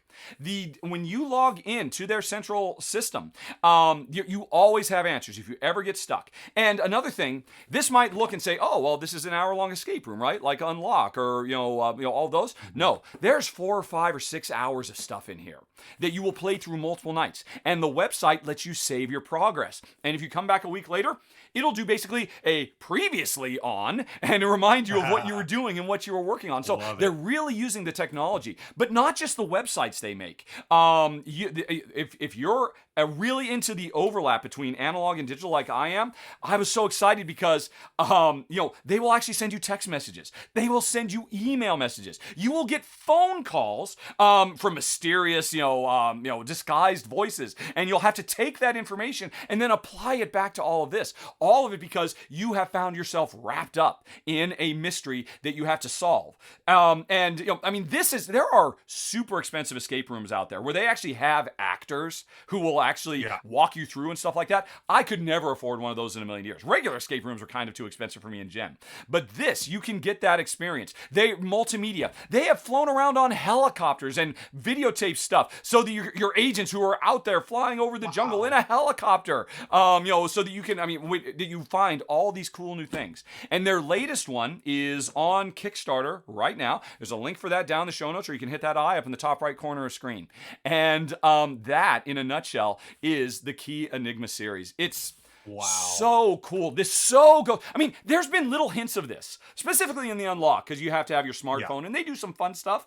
This takes that through the stratosphere, and it really makes you feel like you, not some person that you're having to pretend to be, are living through these adventures, and it's awesome. And again, if you check out the Kickstarter page, they also have deluxe versions of these that have really amazing super components that you get in the box, or you can get just like normal, like kind of the stuff you saw here.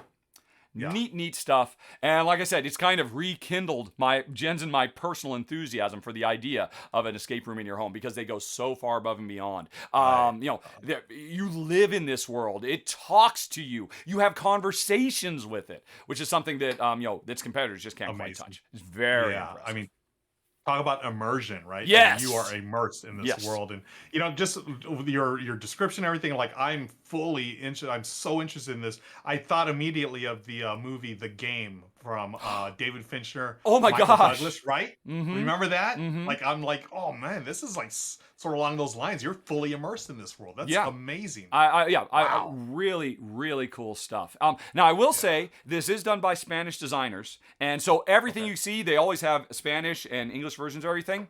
The English can be a little spotty in some places, but it's never a problem. You never have a hard time. You're like, oh, well, that was clearly not written by but so that's really my only complaint. It's a pretty minor one. It doesn't get in the way of the actual fun of discovery and immersion.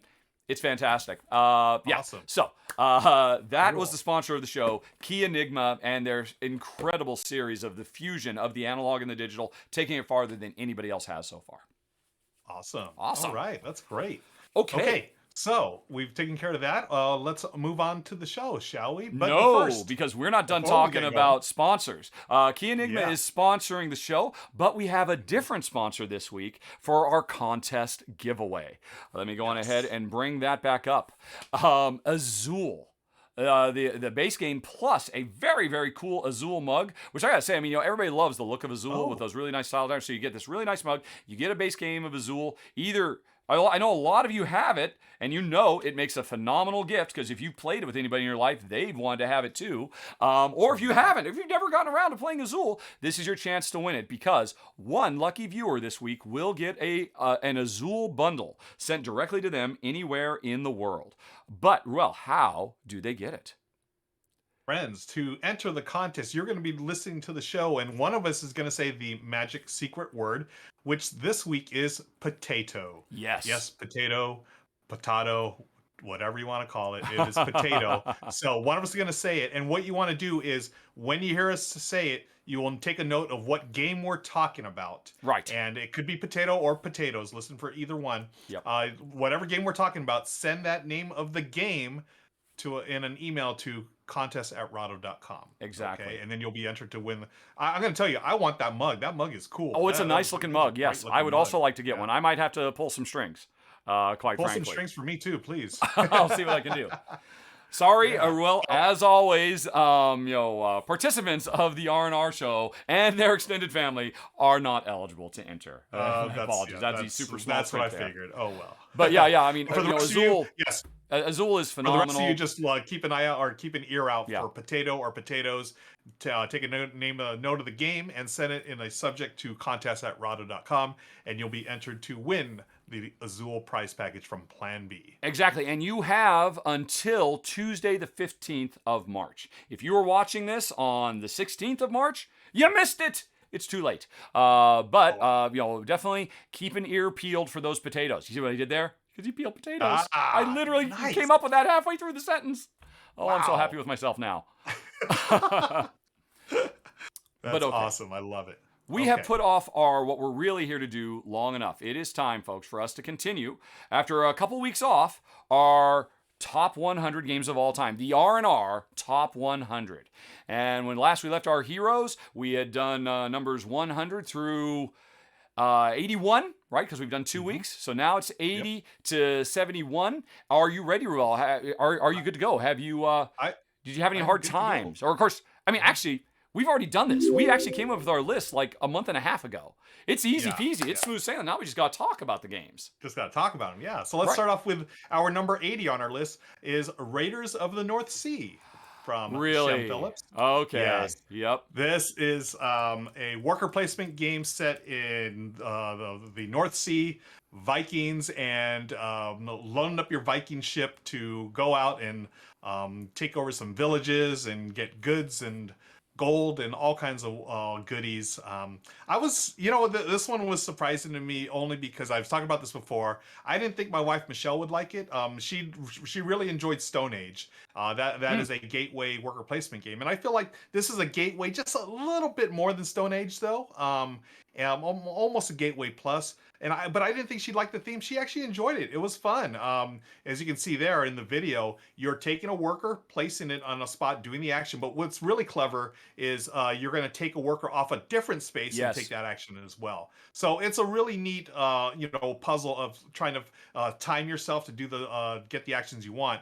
And then when you eventually have enough resources, you're going to be able to send your ships over across the sea to go attack and fight and do the Viking things. But it never feels mean or anything like that. I mean, you're just gathering resources and stuff. You'll see, as you can see there in the video as well, that they did this video a while ago. Look at this table. Oh my gosh, this is a very old prototype of the game. Yeah. Oh, okay. I love it. And you can see all the different cards. You can do things where you can take the immediate action, or you can do ongoing stuff and add them to your crew. It's a wonderful, wonderful worker placement game. And I put it this high on the top 100 because I was actually thinking of, I would add at least one expansion to it. The one that includes the mead hall. I think it's not the Empire something. There's Hall of Heroes. Hall of Heroes is the one I would add. And then the other one I think is not as necessary. It's the one that adds the Jarls or whatever.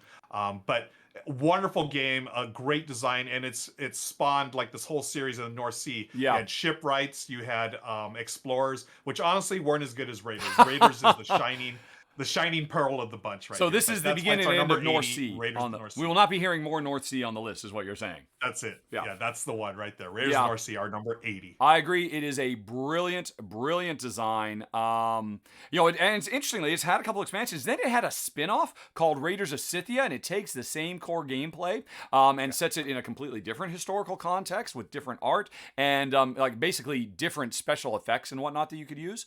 I personally am kind of I kind of prefer Scythia over North Sea, but I think you prefer North Sea over Scythia. Why is that? Yeah, so we'd actually talked about that during the R&R pre-show. So folks, if you're just watching the YouTube video, we actually stream this live every Tuesday, and we have a bunch of other stuff that we talk about that doesn't make it into the YouTube video. But yeah, we did talk about Scythia versus the North Sea, and I prefer North Sea just because I think it's part of the nostalgia factor for me, because this is the one Michelle and I, we really bonded over this one. We got into it right at the start of the pandemic, actually. Oh wow! So this one has a lot of memories of me and Michelle really getting into it, and again, me just being so surprised that she would like a themed game with Vikings and fighting and stuff like that. It's normally not her jam, but a lot of it is nostalgia. But at the same time, I do really like the Raiders of the North Sea just with that expansion. I think it does a lot of neat things. Having said that, you did talk me into Scythia because it does include those animals. Yeah. Remember, I like the animals in that. So, but either way, you can't go wrong. Both the Raider games are you can't go fantastic. It's an excellent entry at number 80. Raiders of the North Sea. But it is time to move on to our number 79. And unless you surprise me later on, I believe this is going to be the absolute newest game on the list. Number 79 is Ark Nova. Yeah. Right. Now, have you played Ark Nova?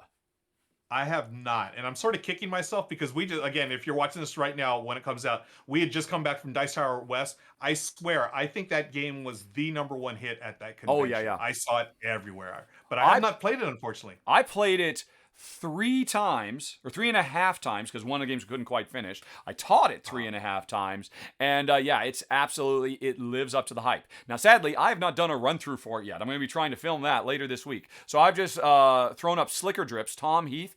By the way, folks, if you're a fan of my run-throughs, you must subscribe to the YouTube channel Slicker Drips, because he does everything I do with a British accent and without making any of all the mistakes. So, and he did a great little solo run-through. So thanks, Tom. I've got your video on screen. I highly recommend Tom. But yeah, this is a very big, very heavy, very long, crunchy Euro game about developing a modern, scientifically focused zoo. And the interesting thing about this to me, more than anything else, there's a lot of cool ideas, but I really love that you have an equal amount of focus on just trying to make an appealing zoo that will attract people through the door so you can raise funds.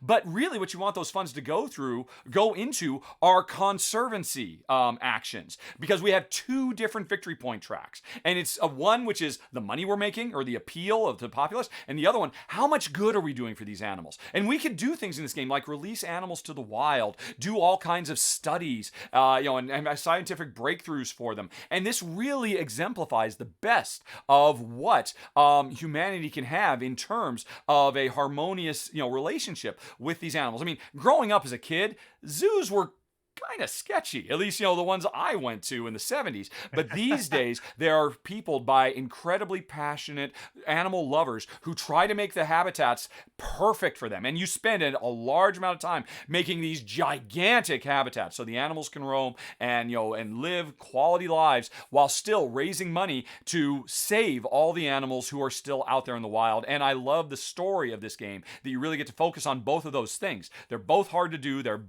And the way you do it is through, even though this is a very big, heavy, complex game, the mechanism for selecting your actions, you have 5 cards in front of you. They are in slots numbered 1 through 5. If a card is in number 3, that means you can do a level 3 version of it. If it's in number 5, you can do a super powerful level 5 version of it. If I take the level 5 build action to make a really big enclosure for animals, I could make a size 5 enclosure for really big cats or something like that. But then it slides all the way down to the 1, making everything else better. And now I'm probably not going to build again for a while, because it's been, knocked down to being really, really weak. And so managing that queue of actions that you can do in this game is just so rich and compelling.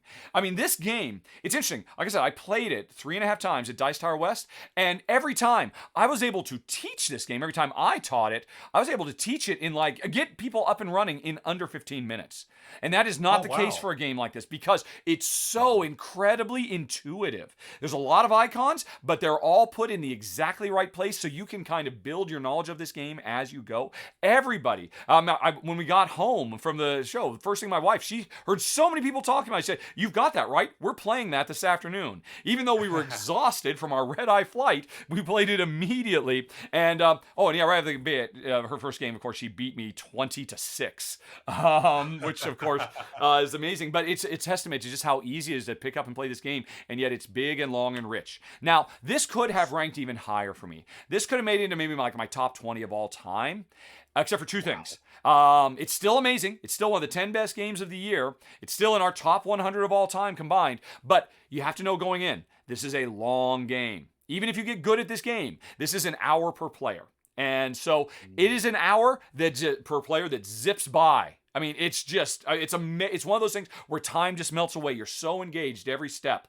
And turns are quick. It comes back to you pretty quickly, usually. Sometimes players have really big super mega turns, but most of the time it cycles quickly.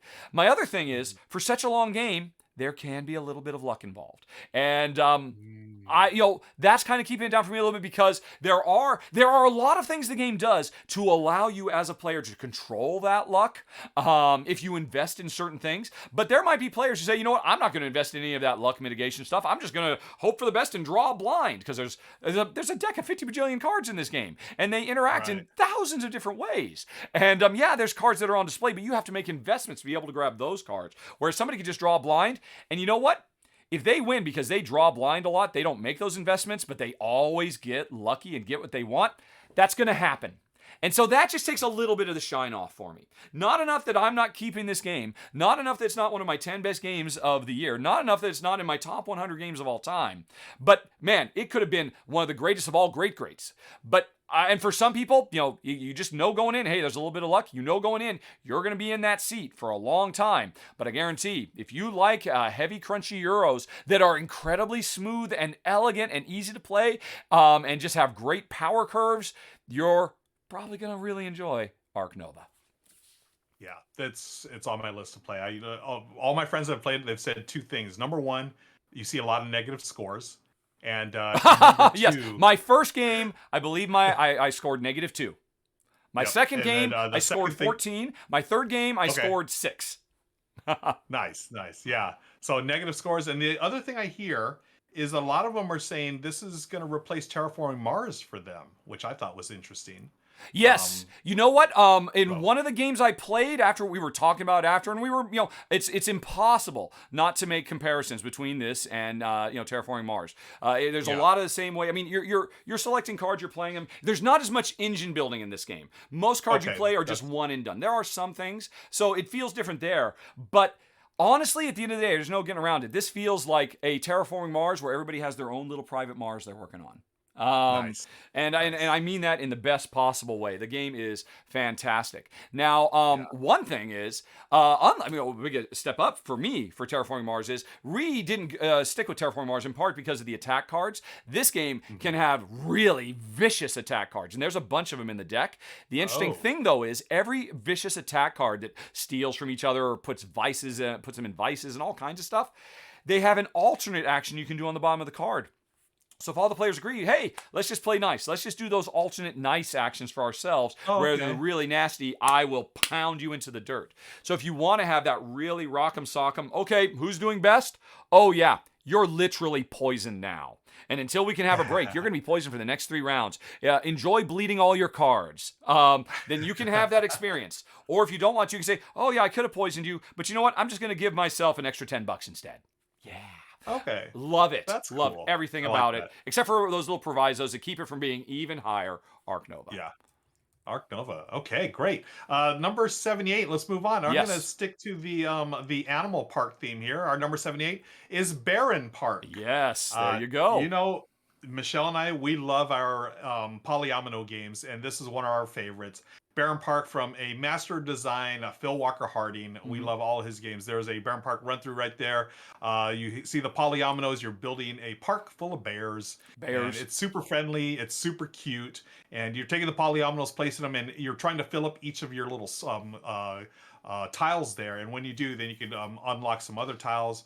And it's such a smooth playing game, and it's one of those games where you can bring it to a new gamers. It's easy to pick up, but there's enough strategy involved where veteran gamers like, hey, this isn't that bad of a game. It's maybe almost like a little longer of a filler.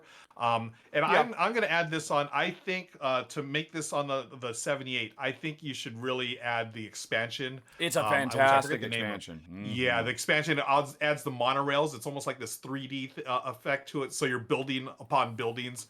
Oh, it's a fantastic design. Again, if you're a Polyomino fan, this is a fantastic game. That's why it's our number 78, Barenpark. I completely agree, and I think the only thing I would agree is I would say this warrants being on the list even without the expansion. I mean, Yeah. there's no way this doesn't make everybody's top 10 polyomino tile laying games. It's one of the best. It's not the only time Phil Walker Harding has, broached this topic, but oh my gosh. I mean, Gingerbread House is nice, but he just so got it perfect on his first try. Absolutely amazing game. So fun, so replayable. An amazing design. Good call. Absolutely love it. All right. So that was 78, correct? 78. Yeah, let's go to 77. All right, let's do that. Folks, the 5 I'm talking about today are all pretty big, heavy games, and so let's keep going. Let's stay in that vein. We're leaving modern-day animal conservation behind and going back to ancient history for Stefan Feld's Forum Trajanum, which I absolutely adore. It seems like it's one of the Felds that doesn't get quite as much attention as perhaps it should. Why did it come out at the same time as like Carpe Diem or something like that? It did. It came out the same year as Carpe Diem. And Carpe Diem, of course, really blew up.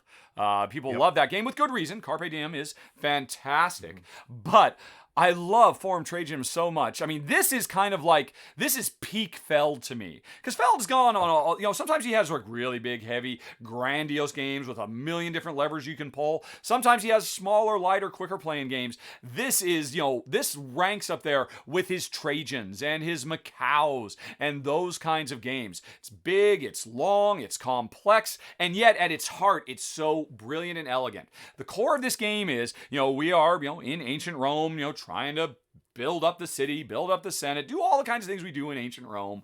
But every round we have two action cards. We're going to pick one of them. And that defines everything we're doing in the round. And every round you look at these two cards like, I need to do both of these things. And I must get rid of one of them. Or, neither of these are any good. Okay, how am I going to make one of these work? What am I going to do? It's what I love about Feld more than anything else is, even though his games are bombastic and full of so many moving parts that all interlock together, at its heart, they always come down to very simple, pure decisions. And that is certainly what this game has going on. You're investing in a million different things. You've got all kinds of plates spinning all the time. So there's all of this logistical stuff going on all around you. But at its heart, every turn's like, but wait, I didn't think I could do it. Every round. That's if you play with me, that's what you're gonna hear. It is one of his best of all time. It so deserves to get more attention, and I think you're right. I think it just came out at the wrong time. We were spoiled for Felds, and Carpe Diem really got the lion's share of attention. But that's a real shame because 7 Forum Trajanum is fantastic. Yeah, and I still need to play this one because I remember when it came out, like my group was into Carpe Diem, and that's all we played, and then we just totally forgot about Forum Trajanum. So one of these days, I will check it out. One of these days. All right. But not today. Yep. But you have checked out let's move 76. What's that? Yeah, let's check out 76, which is Tiny Epic Galaxies. I'm a huge fan of Scott Alms. I love his Tiny Epic series. This is the best one of the bunch right here, folks. Tiny Epic Galaxies. You are exploring different planets to colonize, and you do that through dice rolling, which I love dice rolling, and you're building a tableau, and you're unlocking all kinds of special abilities as you go on.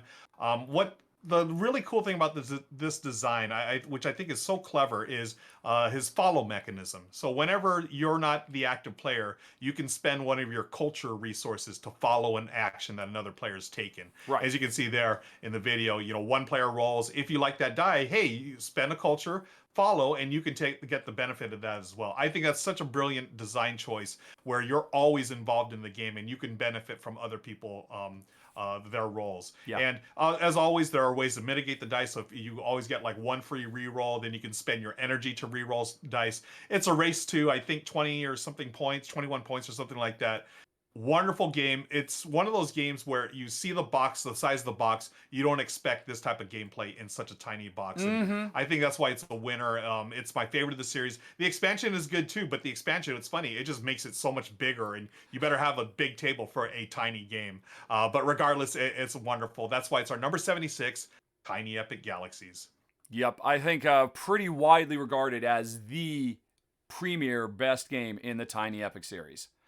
Yeah, he really knocked it out of the park. It's got a little bit of Take That in it. There can be some moments of friction between players, so you gotta know that going in. But it was a testament to its greatness. Jen and I kept it in spite of that, and we're super Care Bears. Nice. But we would still sometimes the teeth have to come out in space teeth. Yeah. But and absolutely fantastic.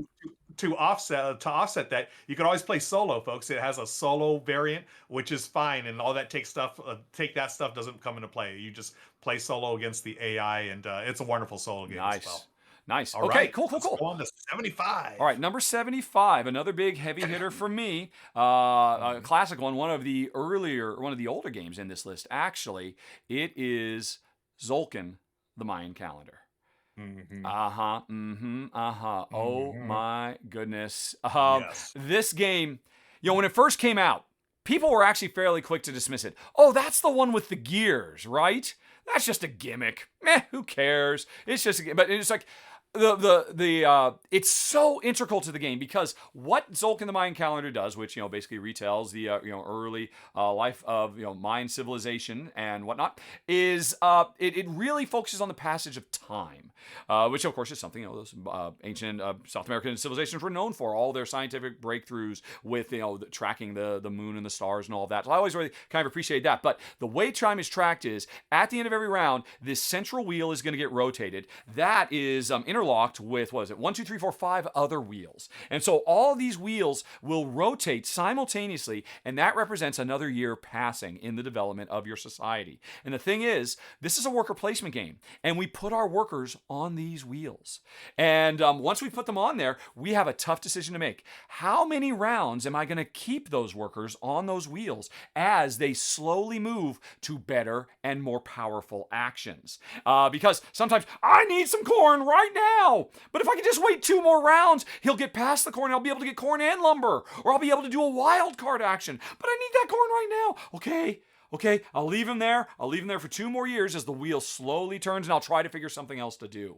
And that is so wonderful. And it really makes, board games tend to sit there, just not unmoving, just waiting for you to do stuff. But in this game, the board itself is an active participant. Every time it rotates, and you are planning, so much heavy planning in this game. Right, okay, because I put this worker on this space on this wheel, and my other worker on that one is on the 5th space, I know in 2 rounds, it'll be on the 7th space, this one will be on the 4th space, and if I activate both those workers at the same time, that will be an amazing combo that I can then funnel into, doing more building or whatever it might be that you're trying to do. Because this is a point salad type game. There's lots of different paths to victory in this game, but they all come back to being able to perfectly synchronize all your workers on all these wheels. And I will admit, it is a gimmick. It's a really fun gimmick. My only complaint about the game is I wish I got to turn the wheel more often, quite frankly. Yeah. Although there is a way. You can make certain sacrifices and get to do bonus turns of the wheel, so I appreciate that too. I love everything about number 75 on the R&R list, Tzolkin the Mayan calendar. Yeah, a modern classic. And I will say, I love seeing, whether it's on BGG or just on Twitter or whatever, people painting those gears. Yes. Some of those things look absolutely beautiful. Just amazing. But awesome choice for 75. Let's move on to 74. Okay, what you got? This is Dead of Winter, a Crossroads game. Ah, okay. Yeah, Okay. this was all the hotness, what, 5 years ago or whatever.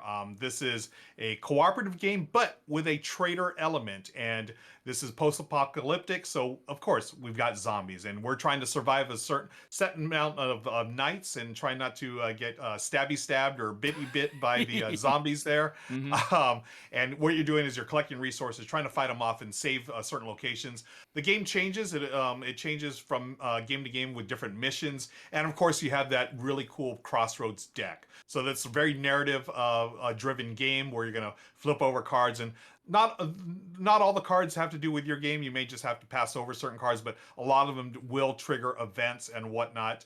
I absolutely love this game. This is one of those games that I can always remember the stories from each game. It's very narrative focused. I still remember the first time I played it. My buddy my buddy Graham, wherever you are, my friend, I'll never forget you hosing me over this game. You convinced the rest of the table that I was the traitor, even though I wasn't the traitor. I got exiled, and he won the game because he was the traitor. It's moments like that that I love in board games.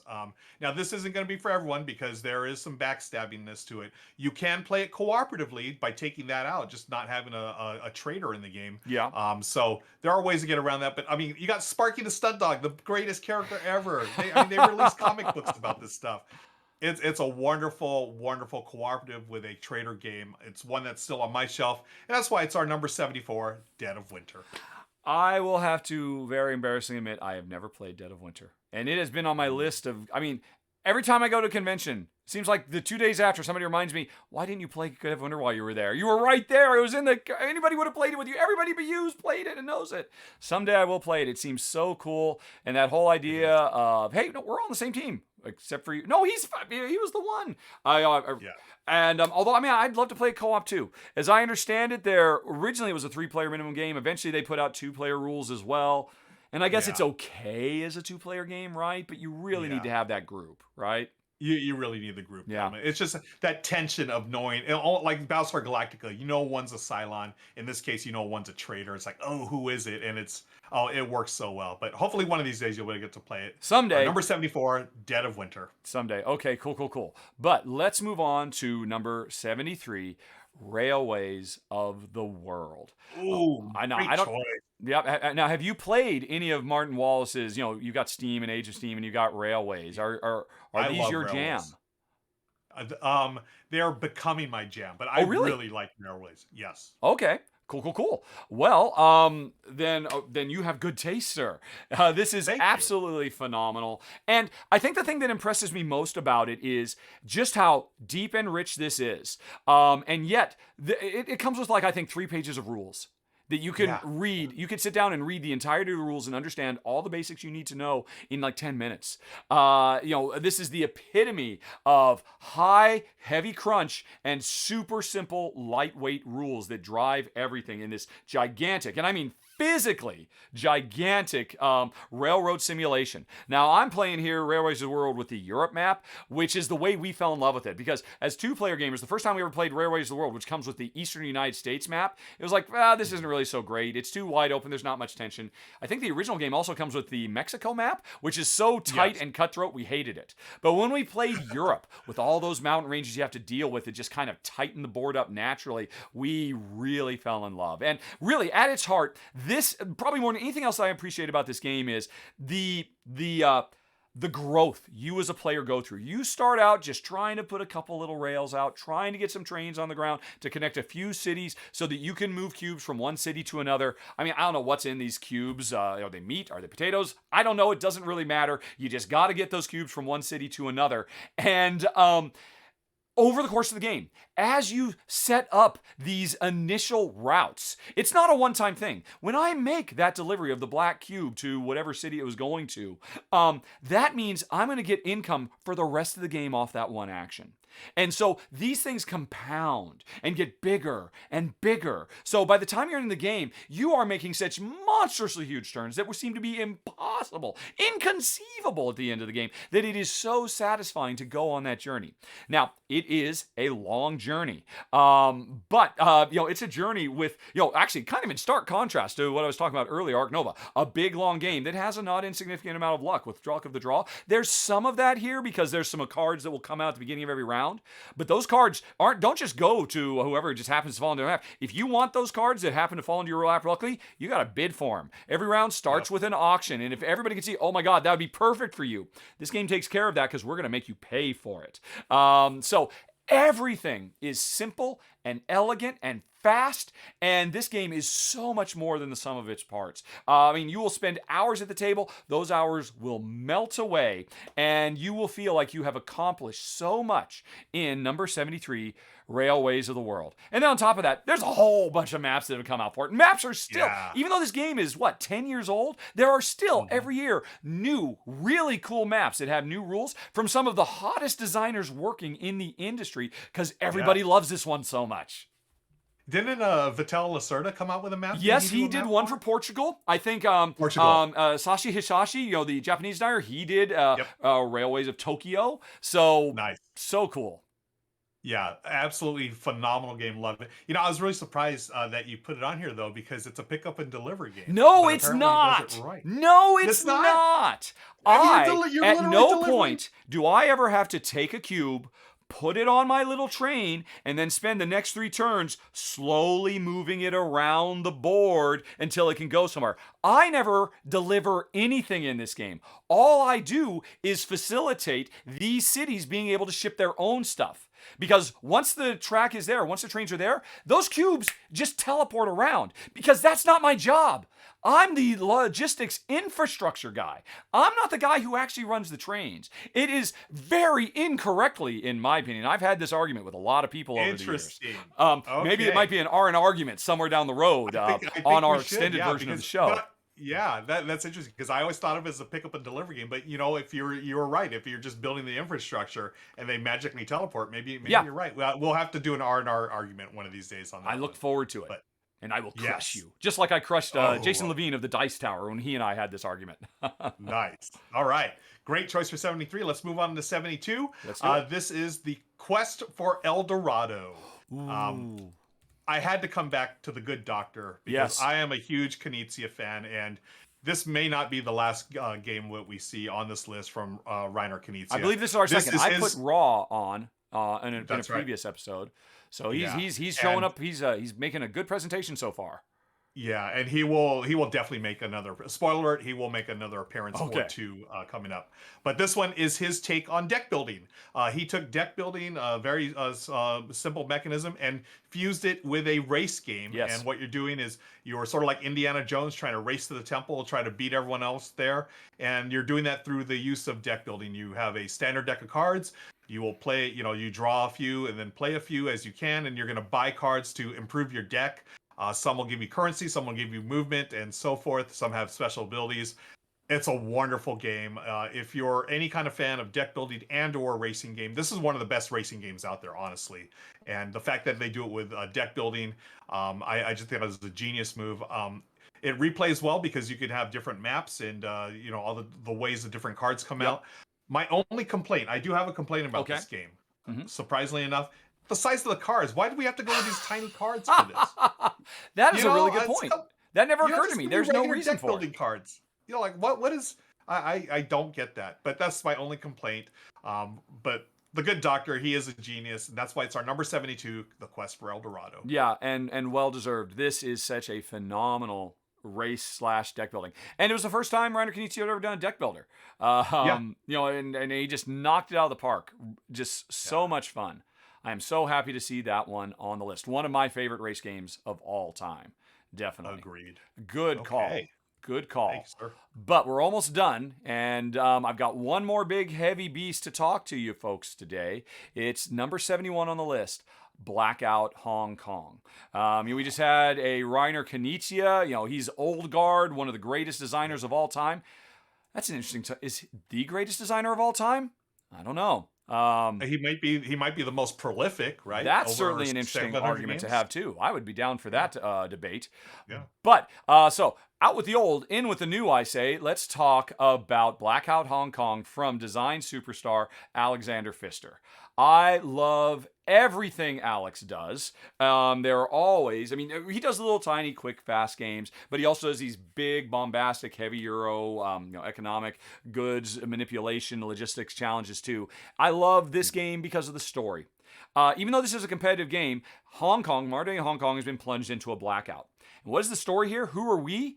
We are not members of the government. We are not, people fleeing for our lives. We're just regular citizens who have decided we have to go out into the night and try to help people and try to save people and organize rescue crews to rebuild infrastructure, get people the supplies they need.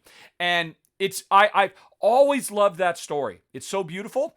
And, to kind of call back to the beginning of the show when I was talking about Roman in Ukraine, he could have gotten out with his family, but he didn't. He stayed. He stayed to help his fellow people. That's what you do in this game. This game allows you to be, the hero that we would all wish we could be in real life, and that some people are being forced to be right now. But the gameplay itself is absolutely stellar.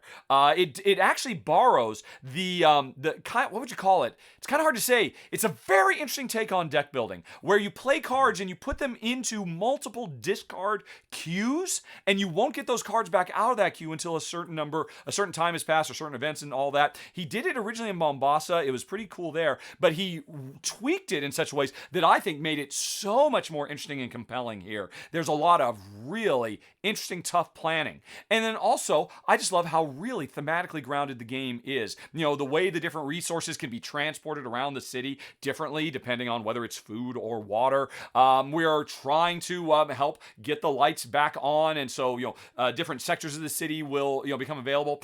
It's got a rondelle, one of my favorite mechanisms of all time, and this is a rondelle with dice on it that's making a constantly evolving rondelle. And then if all that weren't enough, and it is, this is a phenomenal game, one of Pfister's best as far as I'm concerned, it also includes a little mini narrative story campaign that you can play through, where every chapter, is the Blackout lasts, night after night after night, more new special rules get added to the game. So you've got that to play through as well. Not necessary. The game would have been great even without it, but I love it even more because it actually tells an ongoing story that you can get involved with over, I think it's like 5 chapters long. It's a pretty short one. It's there. If you don't like it, don't worry about it. But yeah, I love this one. It's not my favorite Pfister, but it is one of them. I don't want to spoil future stuff on the list, but yeah, it is absolutely fantastic. I love everything about this game, yeah. Blackout Hong Kong. Yeah, I was going to say, I don't think we've heard the last of Alexander Pfister or Reiner Knizia on this list. I think that looking is forward correct, to seeing what other games are on there. All right, we did it. We're up to number 70, which will be next time. Wow, we've been doing this every couple, so we do 10 per week. Wow, we still got a ways to go. We got a ways to go. We're going to be doing this, if I recall correctly, till sometime in June. So, nice. Get comfortable, folks. We will be back next week with continuing. Next week we'll be doing our our number 70 to 69. 70. And I can't wait. We're 61, and I can't wait to see what Ruel comes up with. We each have our 50, and so far, I can't disagree with any of your choices. You have knocked it out of the park, sir. Yeah, you've been rocking it as well. And, all right. Now, the important thing is, folks, did you hear one of us say the word potato or potatoes? Mm-hmm. If you did, write down the name of the game that we were talking about at that time and send it in a email to contest@rahdo.com, and you'll be entered to win the Azul prize pack from our friends at Plan B Games. Yes, and thank you, Plan B Games, for donating that and helping support the show. Thank you, Ruel, for going on this crazy journey with me and making it just a joy to keep reporting. Thank you, of course, for watching. And finally, of course, thanks to sponsors of the show, Key Enigma. You can check out their latest on Kickstarter right now. Follow the links down in the show notes. All the older ones I showed you are available as part of this expansion too. There's so much goodness in there. Thanks for watching, everybody. Talk to you later. So long. Bye-bye. Boop. Okay. Woohoo. Okay. Wow, what happened? It's 2:13. I was just gonna say the same thing. How did time fly? Did we go long on the pre-show? Well, Is that we what it didn't was? start. I don't think we started till almost an hour in, and normally we start about 40 minutes in, which is why Yeah. normally we have Okay. about No 20 minutes wonder. right now. I think that's the problem. Wow. Okay. Yep. Well, no problem. Do you want to do a quick Q&A and then get out of here, or Well, did anybody post any stuff? Let's take a look. there are a few Q&As in the little thing To the here. featured chat, provided it hasn't crashed. Yep. Well, it looks like it hasn't crashed yet. This one's from Julia. How was Oak and Trailblazer? Oak is very cool. I'm planning on filming Yes. it this week. I played it with some folks. Really got into it. Surprisingly crunchy. Really interesting game. I need to play it with Jen before I film it. See how she goes, because it starts off. It almost feels like, what? We can't do anything in this game. Is the game broken? Yeah. Yeah. Did you play it? Like I felt. Remember Oak? We played it. Oh my God, were you in that game with me? Yes, of course you were. Yes. Yes. There was You're the 4 one of who us. wanted to play it. Yeah, the whole Yeah. first couple of rounds, and it's only 5 It was just like- rounds. We were like, when Yeah. does this game start? Yeah, I felt like that first round's like you just have to get those resources, Yeah. right? And then that's the end of your round. Those are just interesting. Yeah, I want to see how when you and Jen play it, and then when you film the run Yeah. through, I want to see how your play has evolved. Yeah, and to be after fair, that. we all felt that way. And the one guy who didn't do that, who basically never got any workers, he won. So that's why I'm By kind of far. suspect. Yeah, it was interesting. He won, and then all the other 3 of us, we all tied for last. Exactly. Exact same score. And I didn't Old play Man Coaster- Trail. I know Trail was there. Did you play it? I didn't play it. Oh, okay. All right. Old Man Coaster asks, favorite new to you games played at Dice Tower West. My number one game was gifted to me by a fan of the show named Jin. Jin, thank you again so much. Is an Jin, older yeah. Sashi and Sashi game. Oh, you know Jin. Jin is a friend of yours. Jin is a friend of mine, yes. Wind the Film. Oh my gosh, Yeah. that game is so good. That is the only game that after the end of the day, Jen and I were both so exhausted.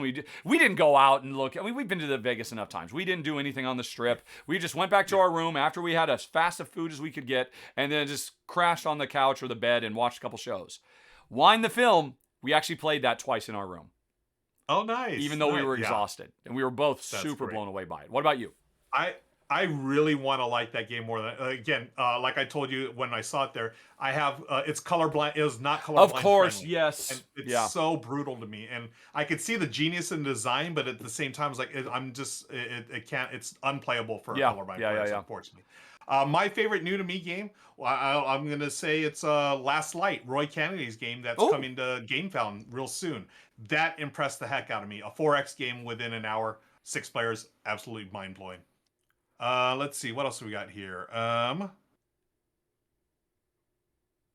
I forget who. I don't know. Chauchica says, Rahdo, will you come to Portugal later this month? The Aircon Portugal later this month. No, I'm afraid. I have been. I mean, I mentioned the Aircon last week because somebody asked what are the greatest conventions. Oh, no, that was when we did our live show, didn't we?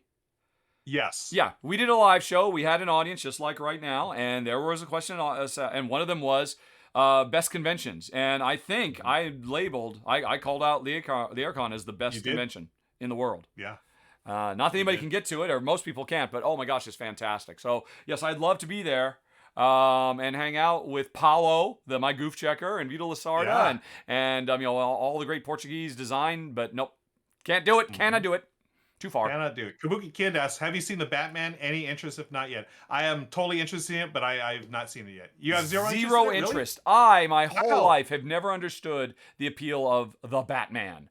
The Batman, really? There was a time when I guess I was into it because the Dini cartoons were the best thing on TV. And I wish they'd been making Spider-Man cartoons instead. But no, I'll watch it eventually. I so don't care about that at all. Wow. Nothing interesting to I'm me. I'm all in on it. Yep. There's a game-related question from Cabbage. What are the best 3 to 5 rule books that we've ever had? What makes them great? That should Wow. be something you suggest the next time we do a top 3. I would almost I was gonna guarantee say. that would make it to the top of the voting. Yeah. Great question. This one I'm not really sure. What was the obvious trivia? Must have been a question. I mean, I must have said something about yeah. I kept saying, well, we can't do that trivia. That's really boring. That's obvious. Oh, it was just really. I mean, I don't know stuff that.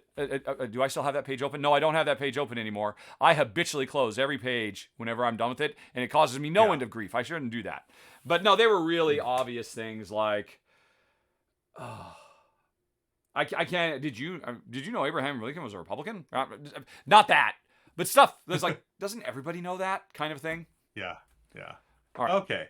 I think that's it as far as questions Yeah, are okay. concerned. Okay.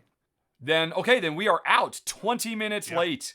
We All gotta right. we gotta tighten up that pre-show, and we didn't even get everything done we were supposed to get done. I actually meant to try and do the show itself faster. Yeah. But I just kept blathering. I mean, these are my favorite games of all time. It's very hard not to just go on and on and on about how great they are. Yeah, I think for these the top 100 games, we just need to make sure the pre-show is shorter. You know. Yeah, I think so. Yeah. Yeah, because I know, like I wanted to say a few more things, but you know we're yeah. I felt you were just kind of cutting yourself off as well. Yep. That's fine. But okay, we'll get it right next time. All right. Okay. Well, we need to raid somebody. Yeah. Who can we raid? Who can we raid now? I'm glad you did that because I just heard you and I realized what it would have sounded like if I'd done it, and it would have been terrible. Boy, I don't. Becca Scott is playing board games. Is she? Yeah. Okay. We gotta raid Becca. What's she playing? It says Becca. Oh no, she's hosting. Never mind. She's hosting. Oh, she's hosting somebody else. Okay. Yeah. Okay. Then who else you got? I don't know. Well, it's gotta be somebody. All right, I will do Panic Games. Panic Game is not live yet. Losapalooza. Our friends Losapalooza. Yeah, we haven't raided them for a while. Let's what are they up let's to? raid them. Looks like they're playing Horizon Forbidden What? West. Video game? What are you talking about? What you talking about, Willis? I don't. It's LUZ, right? Yeah, Luza. LUZA. Palooza.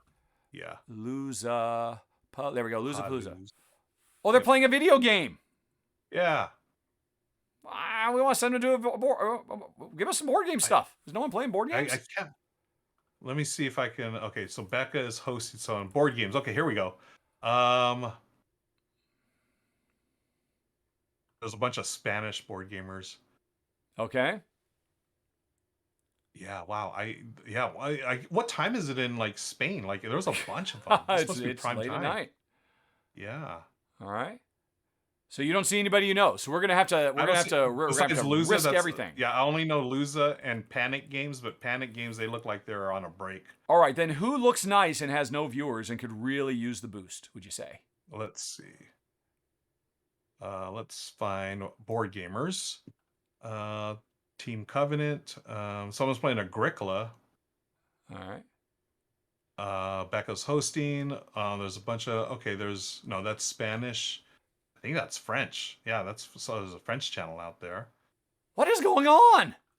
Wow, where are all the board gamers that? Well, clearly you just need to get off right now and go play something, and I'll raid you. You want to raid me? Yeah, I'll just throw something on. I'm sure you had other things to do today. Yeah, I'm still recovering from Dice Tower West. Oh my gosh, yes, I am. After convention, I'm burnt. Man, and gosh darn it, half of these things I look at and they say they're board games, and nope, that's a video game. Right? Yeah. And obviously they just didn't update their, when they started, because Twitch doesn't do. Okay. What? Did you find something?